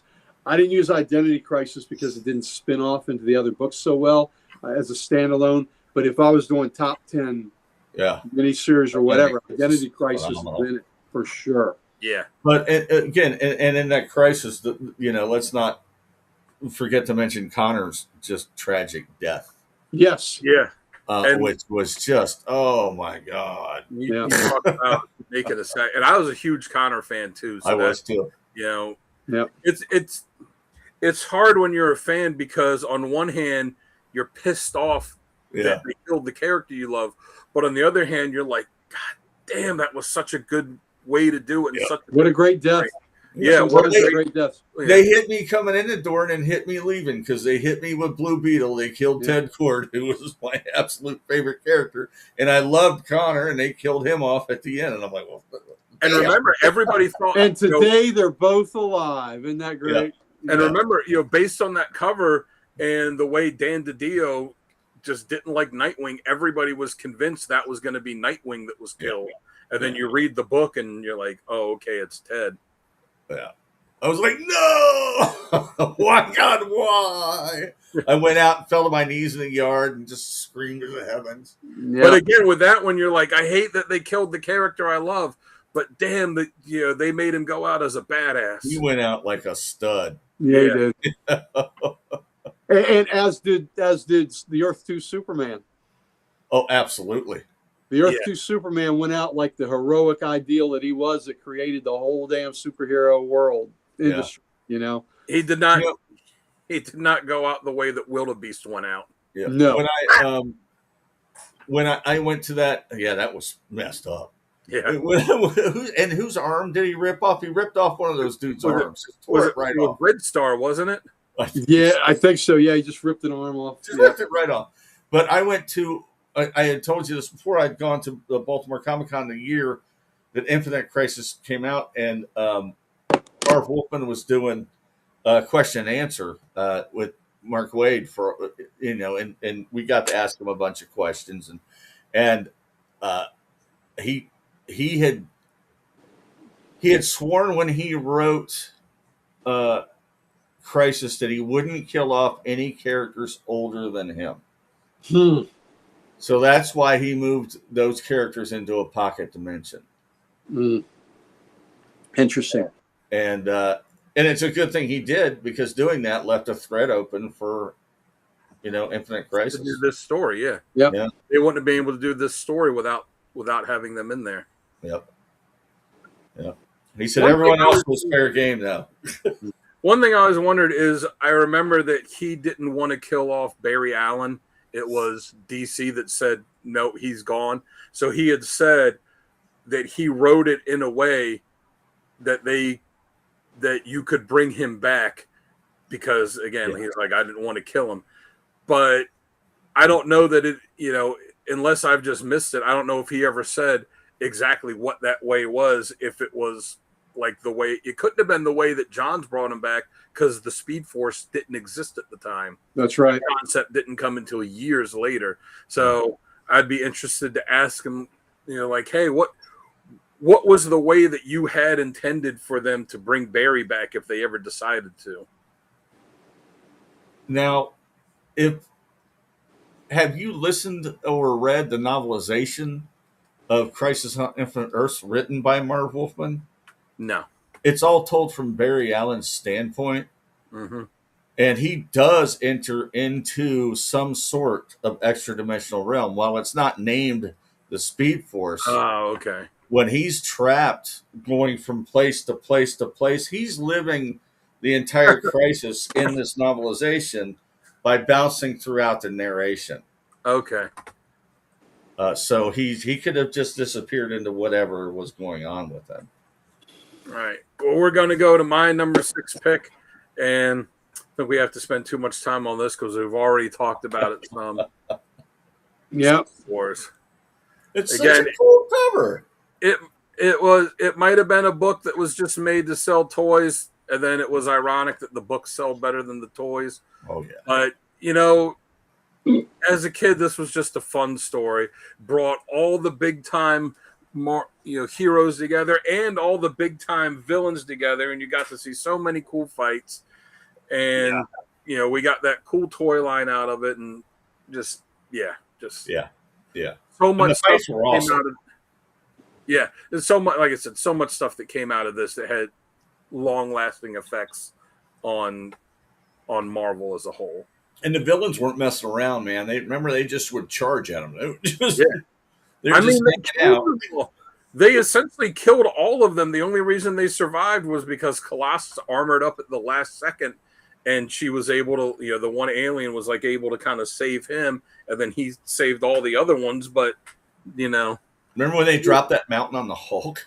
yeah, and then he wasn't really able to hold it, and they kind of started tell him that you're not really that strong, Yeah, trying to piss him off. Yeah, piss him off to make him stronger. it's a great story. Yeah. Great story. All right, we're going with Chris's number 6 pick, a personal favorite of mine. This really affected me when I was a kid. I No loved. Man's Land is a good pick. Yeah, it is. I loved this maxi series actually.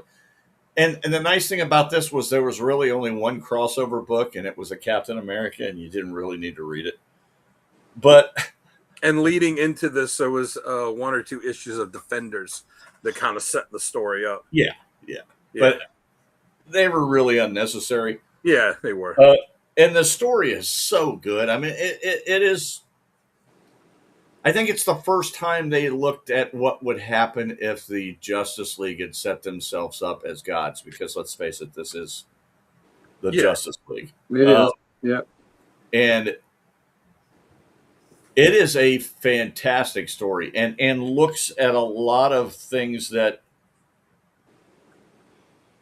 they ended up touching on later in DC Comics. In DC Comics, with all the brainwashing and the changing of personalities and stuff like that. Only they used a machine to do it once they took over here. So very much dealt with the morality of does the ends justify the means, and is it morally right to do this thing to this bad person to get them to not harm others? And we live in this utopia, but no one is free.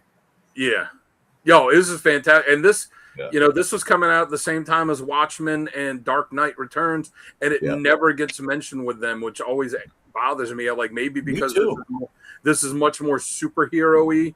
It really pushed the boundaries. It really the look of this is much more superhero-y than those other ones are, and there's no consistent art. It had like 3 or 4 different artists on it too, even though all the art was good, but it's not mentioned in the same breath as those two, and I always think it should be, because this was another book that was doing something at the time that other comics were not.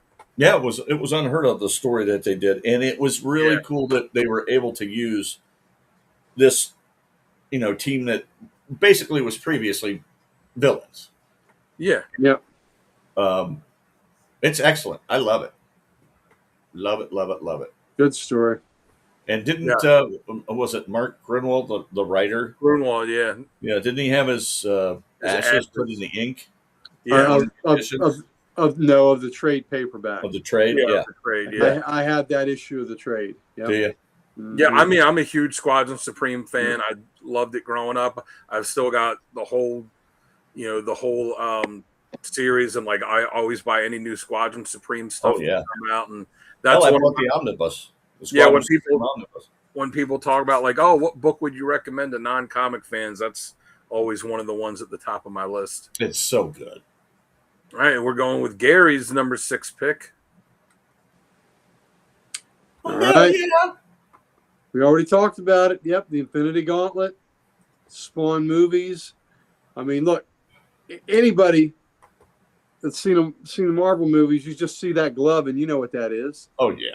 You know what that glove is. That's how iconic that was.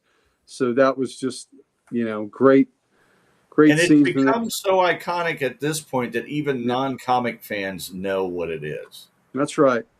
So, which is crazy to me. Yeah. So yeah, we talked about it before, but just the whole idea with the stones and everything else, that was the whole basis for those last two Avengers movies that were just magnificent. Yeah. Beautifully done. Mm-hmm. Agreed. Who wrote that? Who wrote that? Starlin. No, Is that Starlin? Mm-hmm. Yeah. Because it spun out of his Silver Surfer. Yeah. He is just so good at cosmic storylines. Right. Whether it's for DC or Marvel, he is amazing at the cosmic stuff.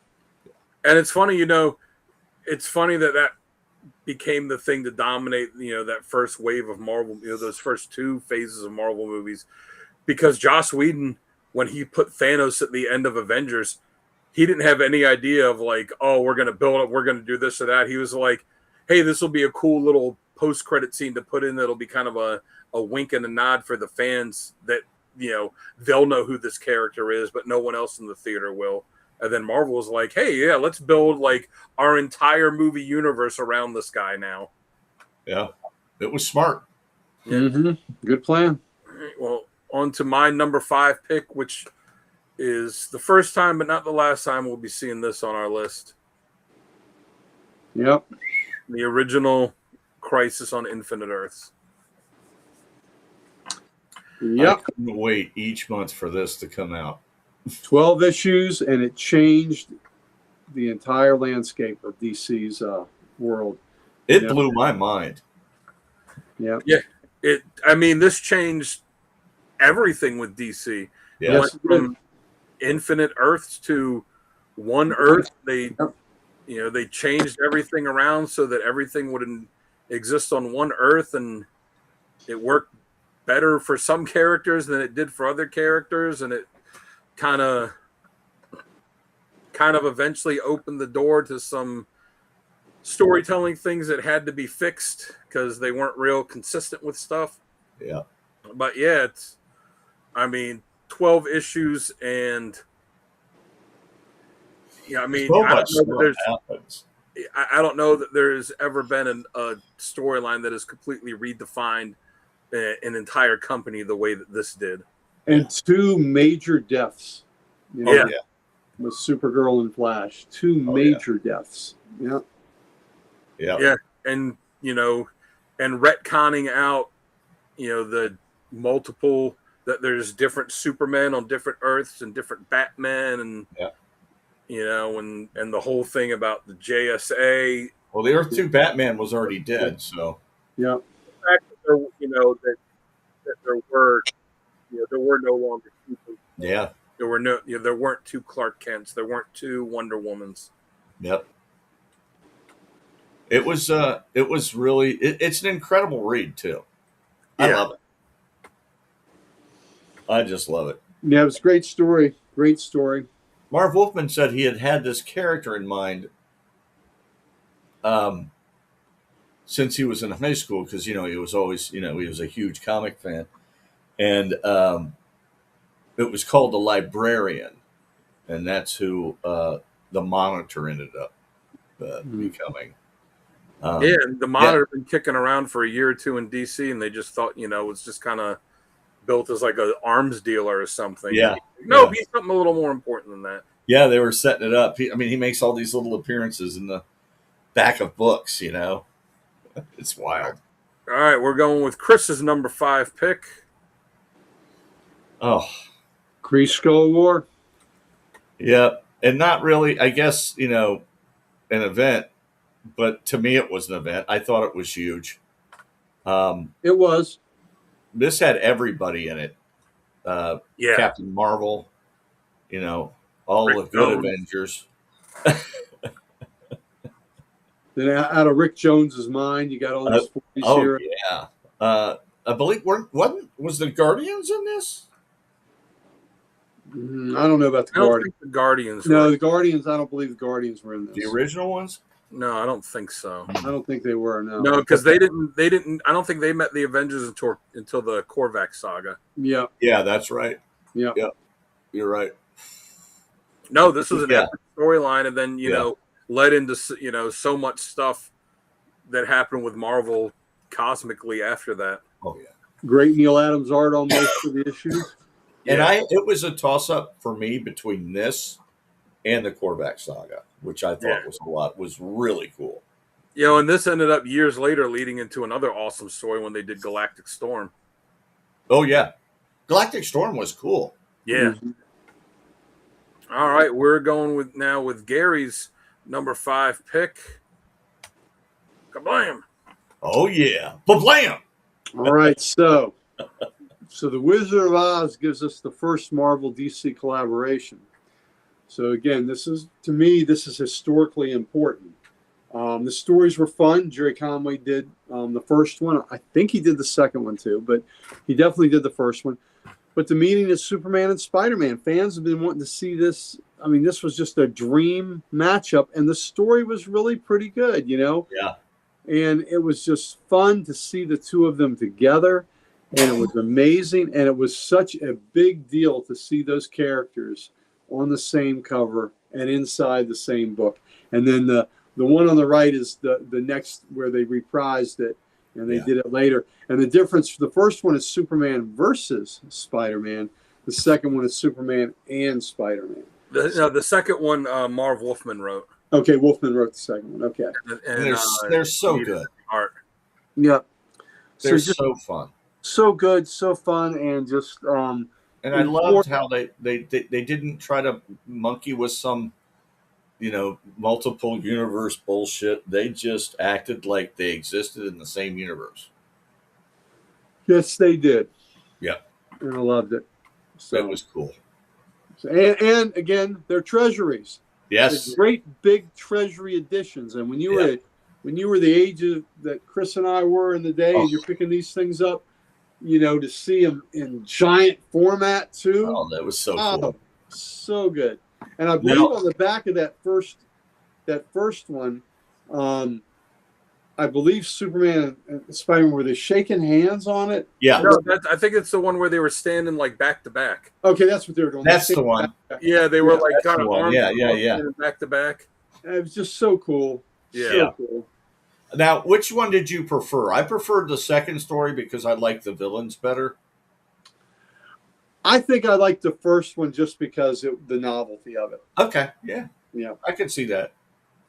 Yeah, I mean, the first time that they ever had companies cross over where you got to see their characters Yep. interact with each other like that. The art was phenomenal. Yeah. Oh, Ross Andrew did the first one. Yeah. The comic historian in me, loved the momentous, meeting, and still does. Yeah. I mean, just look at the depth of that cover. Yep. Yeah. That is gorgeous. All right, That's we're beautiful. on to number 4, so we're going to go with my number 4 pick. Oh, Man, yeah. that is a banger. Yes, it is. I mean, Oh, you talk that was so about good. a storyline that affected, comics and beyond. And remember, crossover with all the Superman books. It also crossed over that Justice League one, and they didn't announce that Justice League was going to be part of it. It just came out, and people were like, "Oh shit!" And that There was was a really- several issues of Justice League. I think it did. Yeah, it it was was. just the one issue of Justice League that was part of the actual Doomsday one. Right. But I DC thought they had were announced that. Me So too. when it came out, Yeah. yeah, when it came out, like that was a really hot book because nobody knew that it was part of this. It's such a good story. And it's another great death. Yes. Yeah. And it was all over the news. Yeah, it was. I mean, people really thought that DC was going to kill Superman. Yeah. Which, Like comic readers knew. yeah, like he'll be We back. knew he'd be back, or Yeah. it was part of a storyline. But the non-comic readers, and I think that's kind of what started the early speculator boom. Yeah, because it came in the poly bag, the black Yeah. one where you couldn't see the cover and it had like the black armband in it. And, Oh yeah, and they were over ordered and underbought. People no, they bought, they people sold bought out. these things and No, hoarded no. them. They thought they were going I've to be seen collector's places that items. still have tons of them. Yeah, listen, when they print 1 million copies, Yeah, not going to be a collector's item. Sorry. Yeah. yeah. Yeah, the Great Darkness Saga was a good one. At least at my it's a shop, great they sold story. out because they literally because I was just a kid. I forgot to reserve mine. The guy just knew me and put one in my boxes. He said, "Yeah, they're sold out." He said, Wow. he had a line going out the store and going down the block of non-comic readers because they heard about it on the news and they were like, it's the death of Superman. I got to go get this." Yeah. And, Everyone thought it was going to be like yeah, a and, I mean, diamond. you Like know, they were going to make tons of money off of it. yeah, I mean, you can get them now for $20, but you know, at the time, this book was going for $100-$200, and But the story's excellent. yeah, Mhm. it is. And then it led into the reign of Superman, and we got Connor Kent, and we got Steel, and we got Cyborg. Eradicator. You talk about taking, digging deep to find an obscure ass character with Hank Yep. Henshaw, Oh yeah, and the Eradicator stuff. And it was Hank, all the debates where who was the real Superman. Everybody had it was their amazing, theory. wasn't it? Everybody had their theories on who it was, and then led to the return of Superman, and then led to the marriage, and Yeah, Hank, and that led to the battle in Coast City, which led to the fall of Hal Jordan. yeah, and Hank Henshaw was one of the most vicious Superman villains ever. Oh man, he was. What an ass! I even remember what my theory was on who the 4 new Supermen were, and going into the shop and be like, I think I know who. It's like I got my theory on it, and the guy, that worked there on the counter was like, ugh. It's like it's All right, Colonel what Mustard is in the library with the wrench. Because he had heard like so many different theories on who it was, and I remember mine. And as a kid, I was like, "This is definitely." I was like, "Yeah, this is my theory, and this is well thought out." And looking back on it, I'm like, "Those theories were terrible."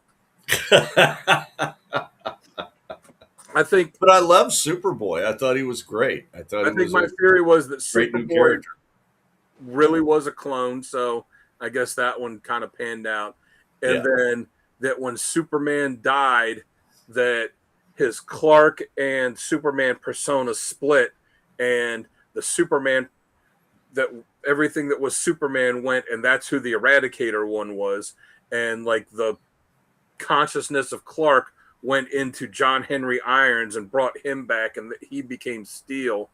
And then Cyborg Superman really was just a Superman from an alternate universe. And I look back, I'm like, yeah, that whole thing with Superman and Clark's persona splitting, that was so stupid.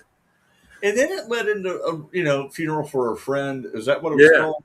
Yeah. Which was just a phenomenal storyline. And then you had Clark when didn't he meet Jonathan in heaven? In one issue? Yeah, they went. Yeah, the return of him when they had the cover, like that lenticular cover where he's kind of going and reaching up, and it was in the white poly bag. Yeah. I mean, it was just really well handled. I mean, bravo to DC on that one. They called it. And they did this right around the time that they broke Batman's back. They got rid of Hal Jordan. They were making big changes at the time. Yeah, they really were. Yeah. All right, so we're going like every good story. It all returns back to its original form. Yeah, That's right. But we've gotten Death of Superman in animated form. We've gotten in live action form at this point. All right, so we're going with Chris's number 4 pick. Oh, seems like we've seen this one before. Oh, it's so good. Look at that. Mm-hmm. Look at that. I mean, how could you not want to read that? Yeah. That is creepy as hell. But yeah, every story in this is a banger. Every single one of them. It sure is. I can't talk enough about it, but I love that series. But I mean, it's just phenomenal. And the zombie designs of the heroes, woof, so cool. Yeah. Well, for Gary's number 4 pick, I know it's one that Chris is also going to very much appreciate. There we go. So what we have here is DC the Board event. Cool.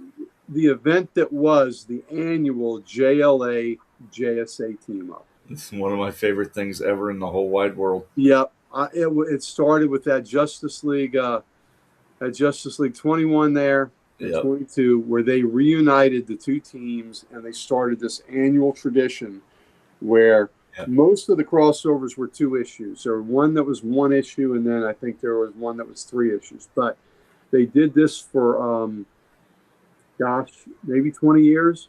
They did There were a this. few that were 3 issues, and some were 4.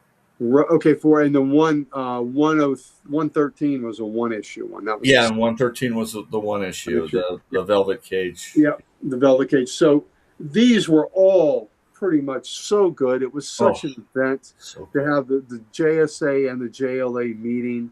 Yeah. And it was something that you look forward to every single year. every stinking year. Yep. And Yep. it was just so epic. And that cover there, 21, that cover, bringing those 2 teams together on the cover was just So amazing. classic, isn't it? Mm-hmm. Sure Beautiful. is. And, like I say, that just every year was an event when they did this. And one of the Yeah. greatest ever was Justice League 100, 101, and 102. And Oh, not yeah. only was it JLA, JSA, you brought in the 7 Soldiers of Victory. Oh, yeah. And then later on, there was one that brought in Infinity Inc. Yep. And then, just fabulous. It's That- fantastic. I mean, the new gods were introduced to Yep. the DC universe as a whole in one of these crossovers. And that was unfortunately the one that Dick Dillon died writing. Yeah, he died after he did the first issue, and then Perez came in. Yep. Yep. That image on the right, that poster, that was Yeah. from issue 195. Because Yep. when I got it, I was like, "Oh man!" I pulled that out and stuck it up on my wall. As a kid, not realizing there's story pages on the other side of it that make it hard to reread later. Yeah. I just love It's that. a beautiful piece. It's one of my favorite pieces of art. I mean, what freedom fighters were Yes. in one Yeah, of these crossovers. That was Earth, 107, 108. yep, Great, Earth yeah. S Earth- and all the Shazam characters were in. Yep.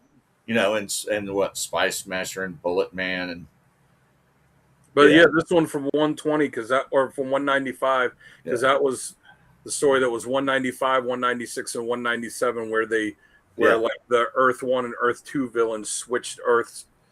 Yeah. The JSA ones fought the Justice League and vice versa, and Ultra Humanite was behind it, and I Yeah. loved that. That was like some of my first Justice League issues as a kid, and I just loved it. And that's That how I got is- introduced to the JSA too. Yeah, and that is possibly my favorite of the crossovers. That one you're talking about. Yeah. Mhm. It's just so peak. I mean, it's Sure. just peak Justice League, peak Satellite years, and it's just so good, so well written. Yes. And that's where I really started liking the Ragdoll and the Monocle, some of the lesser known to me at the time characters. Right. Psycho Pirate's in that, and he just plays a big part in it. And it's phenomenal. yeah. Oh, good stuff. Good stuff. Yep. And you got it every year. Every year, it was Every a treat. year. We're hitting the top 3 now. And then they stumbled at the finish line when they did the last one. It was a Yep. it was a 2-issue crossover between the Detroit League and Infinity Inc. And it was just really, Yeah. That wasn't so good. it was really lacking. Yeah. It was not Detroit Rock City. No, No. it wasn't. I have All them all though. I have every one of them. All right, well, we're hitting the top 3 now. So It's for the my jewel number in my number collection. 3 pick, we have Marvel Yes. versus DC. Now we had Marvel and DC crossovers before this, Yes. several, but we didn't have anything that was quite like this, where it was a whole 5-issue series, and you had It wasn't just, oh, here's a one shot that we're going to do. It's like, no, we're doing a mini series, Yeah. and we're going to have a ton of characters going against each other. And then on top of that, we're going to let the fans vote on 5 of these matches, and you're going to vote on who you think should win. And that's just, I mean, that's awesome. And it's so good. And they went with it, and like the 5 match, I think it's the 5 there on the cover: Superboy and Spider-Man, Lobo and Wolverine, Hulk and Superman, Batman, Captain America, Storm and Wonder Woman. And whatever the fans voted, that's how they went. And it was absolutely fan based because there was no way Wolverine was beating Lobo. No. It's just not going to happen. No. And that fight honestly was kind of lame too, because where they had them fighting and then going down. Yeah, it took place behind the bar. And then you just see like Wolverine's hand reach up and get the cigar. Yeah. But still, I mean, this was so cool. And you talk about it was wonderful. A major thing at the time. And again, even other than the 5, big time ones that they build, you see the ones in the background: Silver Surfer and Green Lantern, Flash and Quicksilver, Thor and Shazam, or Captain Marvel. You got Aquaman and Namor. Like, you got wonderful. So many characters going against each other in these individual matchups. And the thing and then it led into 2 other miniseries. Yeah, and the thing that made me put this on here as opposed to the other crossovers before it was that this was a series. It wasn't just a one shot. And then it led into those delicious amalgam books. Yes. Yeah. That were so fun. Yeah. And they were just fun. Punisher Kills the Marvel Universe. That's a good one too. That's a good and one. It gave us the only character that is owned by both Marvel and DC, with the character Axis, who could travel between the universes. Yeah. All access. Yeah. Good stuff. All right. Well, we're going. That with was a really exciting time in comics, right it there. was. And we're going with Chris's number 3 pick now. I consider it an event. Hitler holding the Spear of Destiny. Yeah. This is one of my favorite JSA stories, The Untold Origin of the Justice Society. I think Mr. Keith had a seizure there. Oh, my goodness. Kafevi.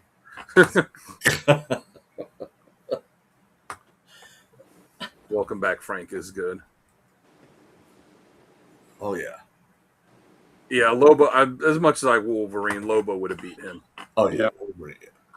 But this is when we found out why the Justice Society didn't just go overseas and just trounce the German army. And it was because Hitler had the Spear of Destiny, which would put the heroes that were powered under his spell, basically. So the only people that could operate over there would have been the non-powered heroes, and they'd have just got shot up. So so that's why they did a lot of home front work, and you didn't see them so much on the front lines until a lot of them enlisted in their like Hawkman and a couple of other ones in their civilian identities enlisted in the military. And it was a really smart way to explain why because theoretically, if you've got Green Lantern and Dr. Fate and the Spectre, and Hourman and these guys, and it's, and you're saying like there's a war broken out. I mean, they would have ended World War II in an afternoon. Spectre himself. Yeah, Spectre would have ended it. Could have done it. Yeah, like that. Yeah. So it was a smart way to explain. It was brilliant. It was really well done because Hitler was well known to have been into the occult. Yes. And was always looking for was a relic collector. And so it really worked. And I believe did Paul Levitz write this? I believe so. Yeah. It's a stroke of genius, in my opinion. You know? It is. It's just a great reason why those heroes didn't end the war. Yep. Yeah. Levitz is I think just as important as Thomas when it comes to keeping the JSA vital throughout those years that they kind of had a rough time of it. Yeah, They did. Paul Levitz and Neil Adams on art. Oh yeah, it's a great story, you know, and you get to see awesome Valkyries. So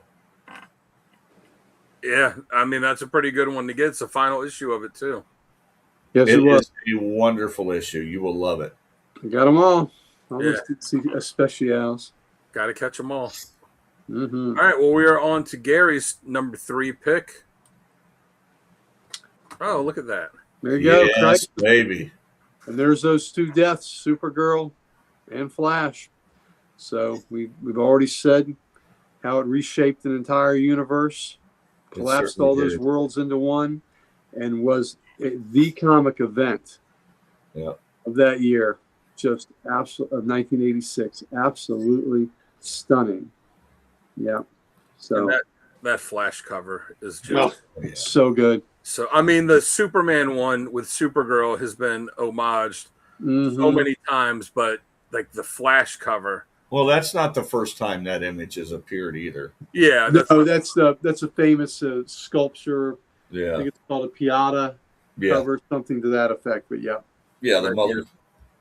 you know the Flash one with the destruction around him and him holding Psycho Pirate and you know him looking on here like that is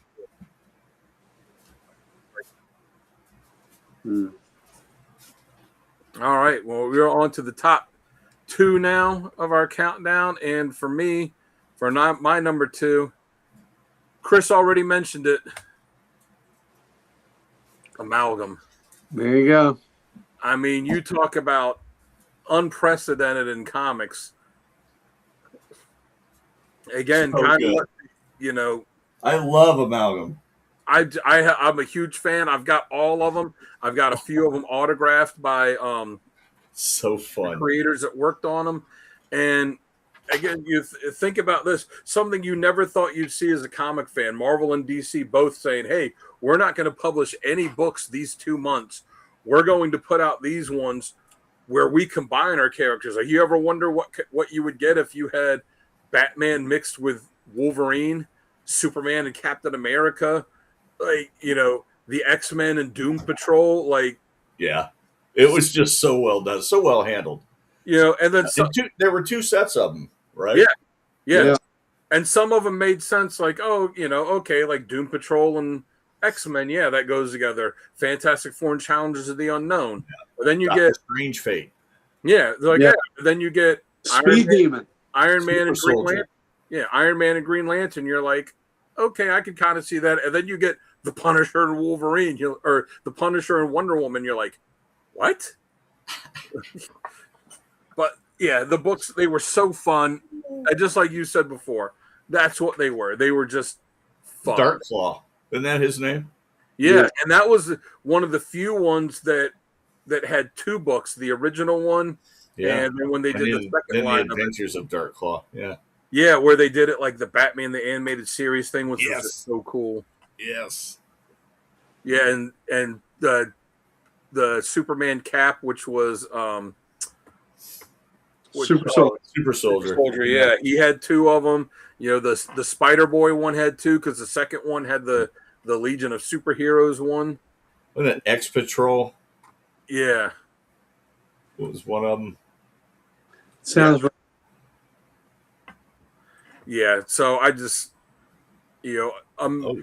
Amalgam for me is just such a major one because you've never seen anything like that before or since. Yeah. You know, and I said it when they did the Batman Deadpool crossover, and then they announced that they were doing Superman Spider-Man again. I was like, God, I would love it if they went back to the Amalgam well. That would be so amazing. It would be cool as heck. Yeah.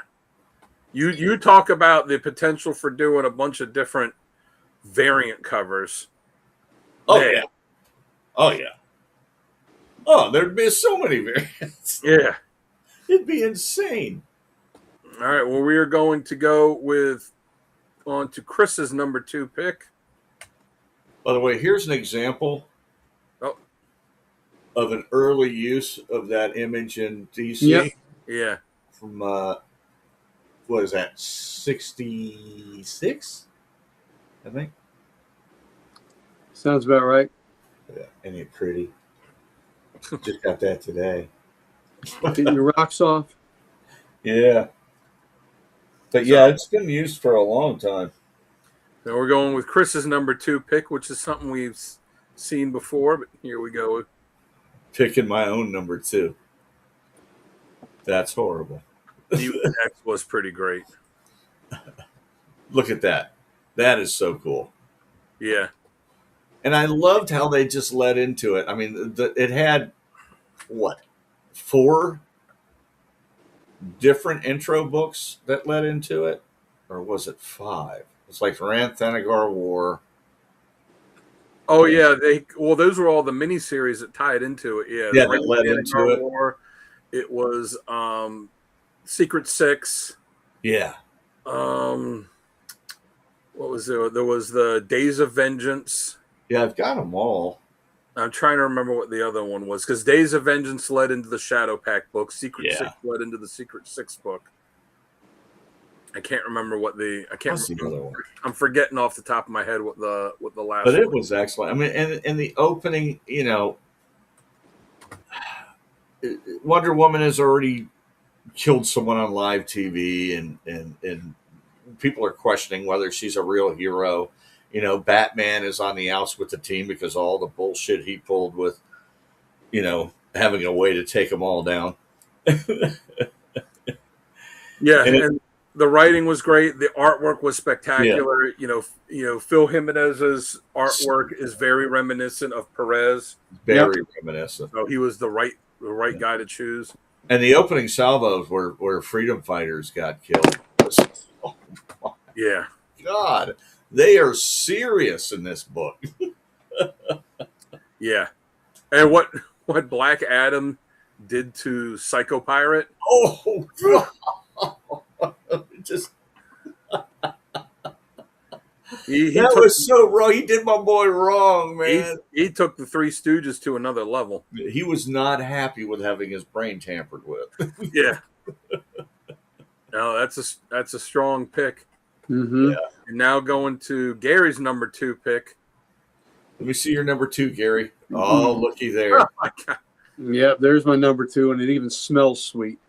Blackest Night, Brightest Day. That's beautiful.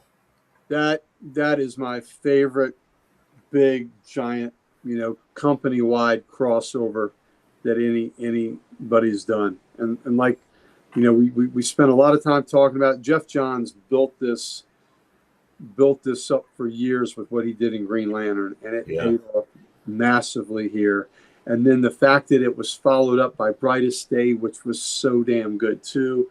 And the thing that we've mentioned it, I know we mention it all the time, but every damn spinoff title was amazing. The title, whether it was Teen Titans or Superboy, I can't remember, but Connor Kent and Crypto were defending Ma Kent in the cornfields at their farm in Smallville from the Black Lanterns. And that was so poignant where Connor was not going to let them get Ma Kent. And either was Crypto. Oh, just so good. So good. So powerful. And the stuff with, I've said it before too, the stuff with Captain Boomerang Jr. Oh, yes. And the stuff with Donna Troy and her kid. Oh my God, that was harsh. Yeah. Oh. Yeah, they didn't hold back on it. And then you look at the Brightest Day, I remember thinking this, like all the characters that were dead that they brought back, that would make a hell of a Justice League team there. Sure would. Yeah, it would. Yeah, it would. This was one of only two stories that were on all of our lists. Really? Yeah. There's a few other stories that would be on 2 out of the 3 lists, but there were only 2 that were on everyone's list, and this was one. Blackest Night was one of them. It's so good. Yeah. I just love it. And the art is so amazing. It is. It's out of this world, literally. All right. Well, we are now to the number one picks. So for me, for my number one pick, the greatest comic event was decades in the making. And when we finally got it, it was absolutely worth the wait. And that's Justice League versus Avengers. I love Was that. everything that I could have wanted out of a crossover. Yes.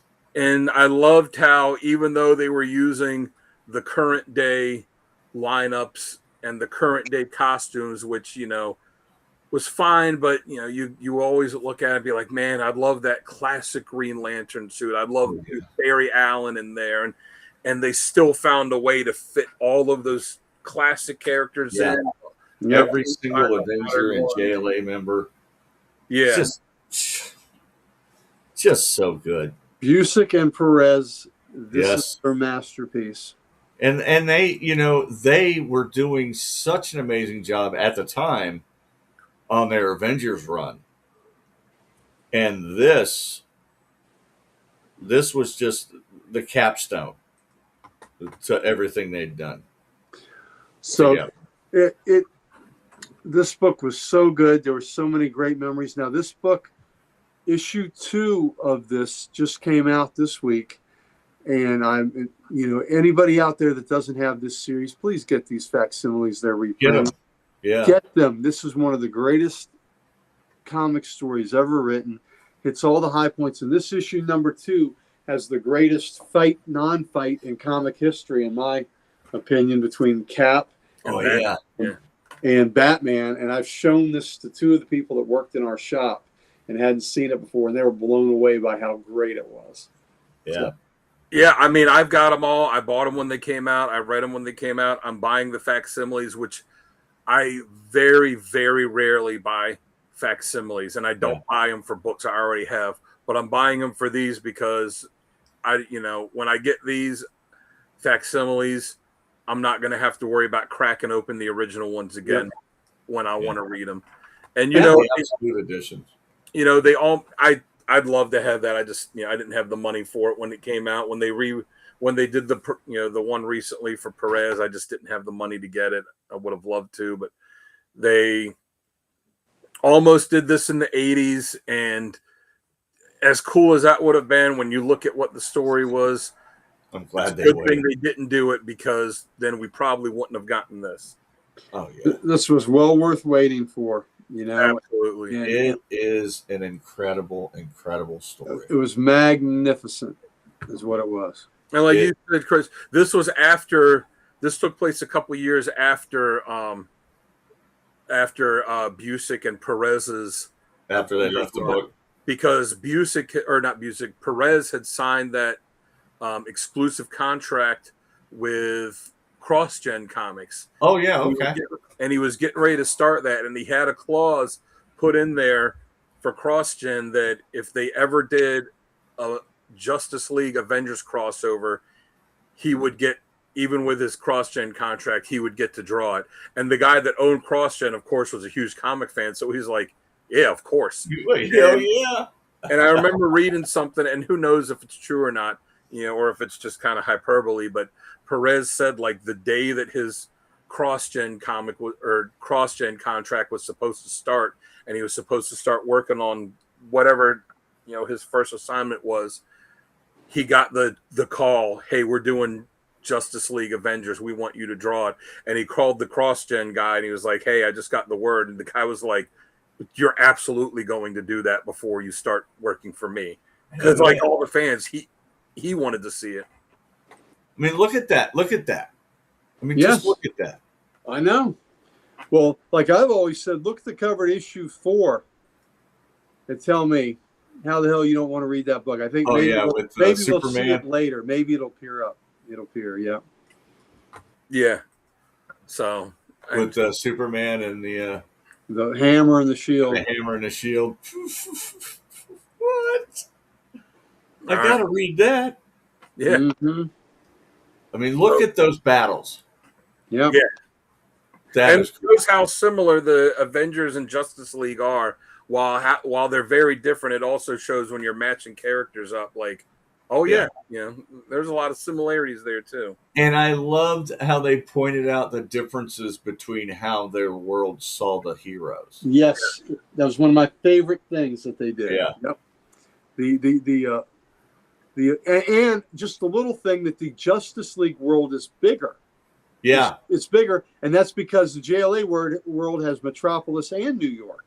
And Kahndaq and Yeah, right. But it has all these other the cities plus our cities where Marvel uses the real cities, and the Marvel world, they're always protesting outside of Avengers Mansion, and the DC world, they revere these heroes, and so when the two teams clash, Captain America is like, you set yourself up as gods and have these people worship you.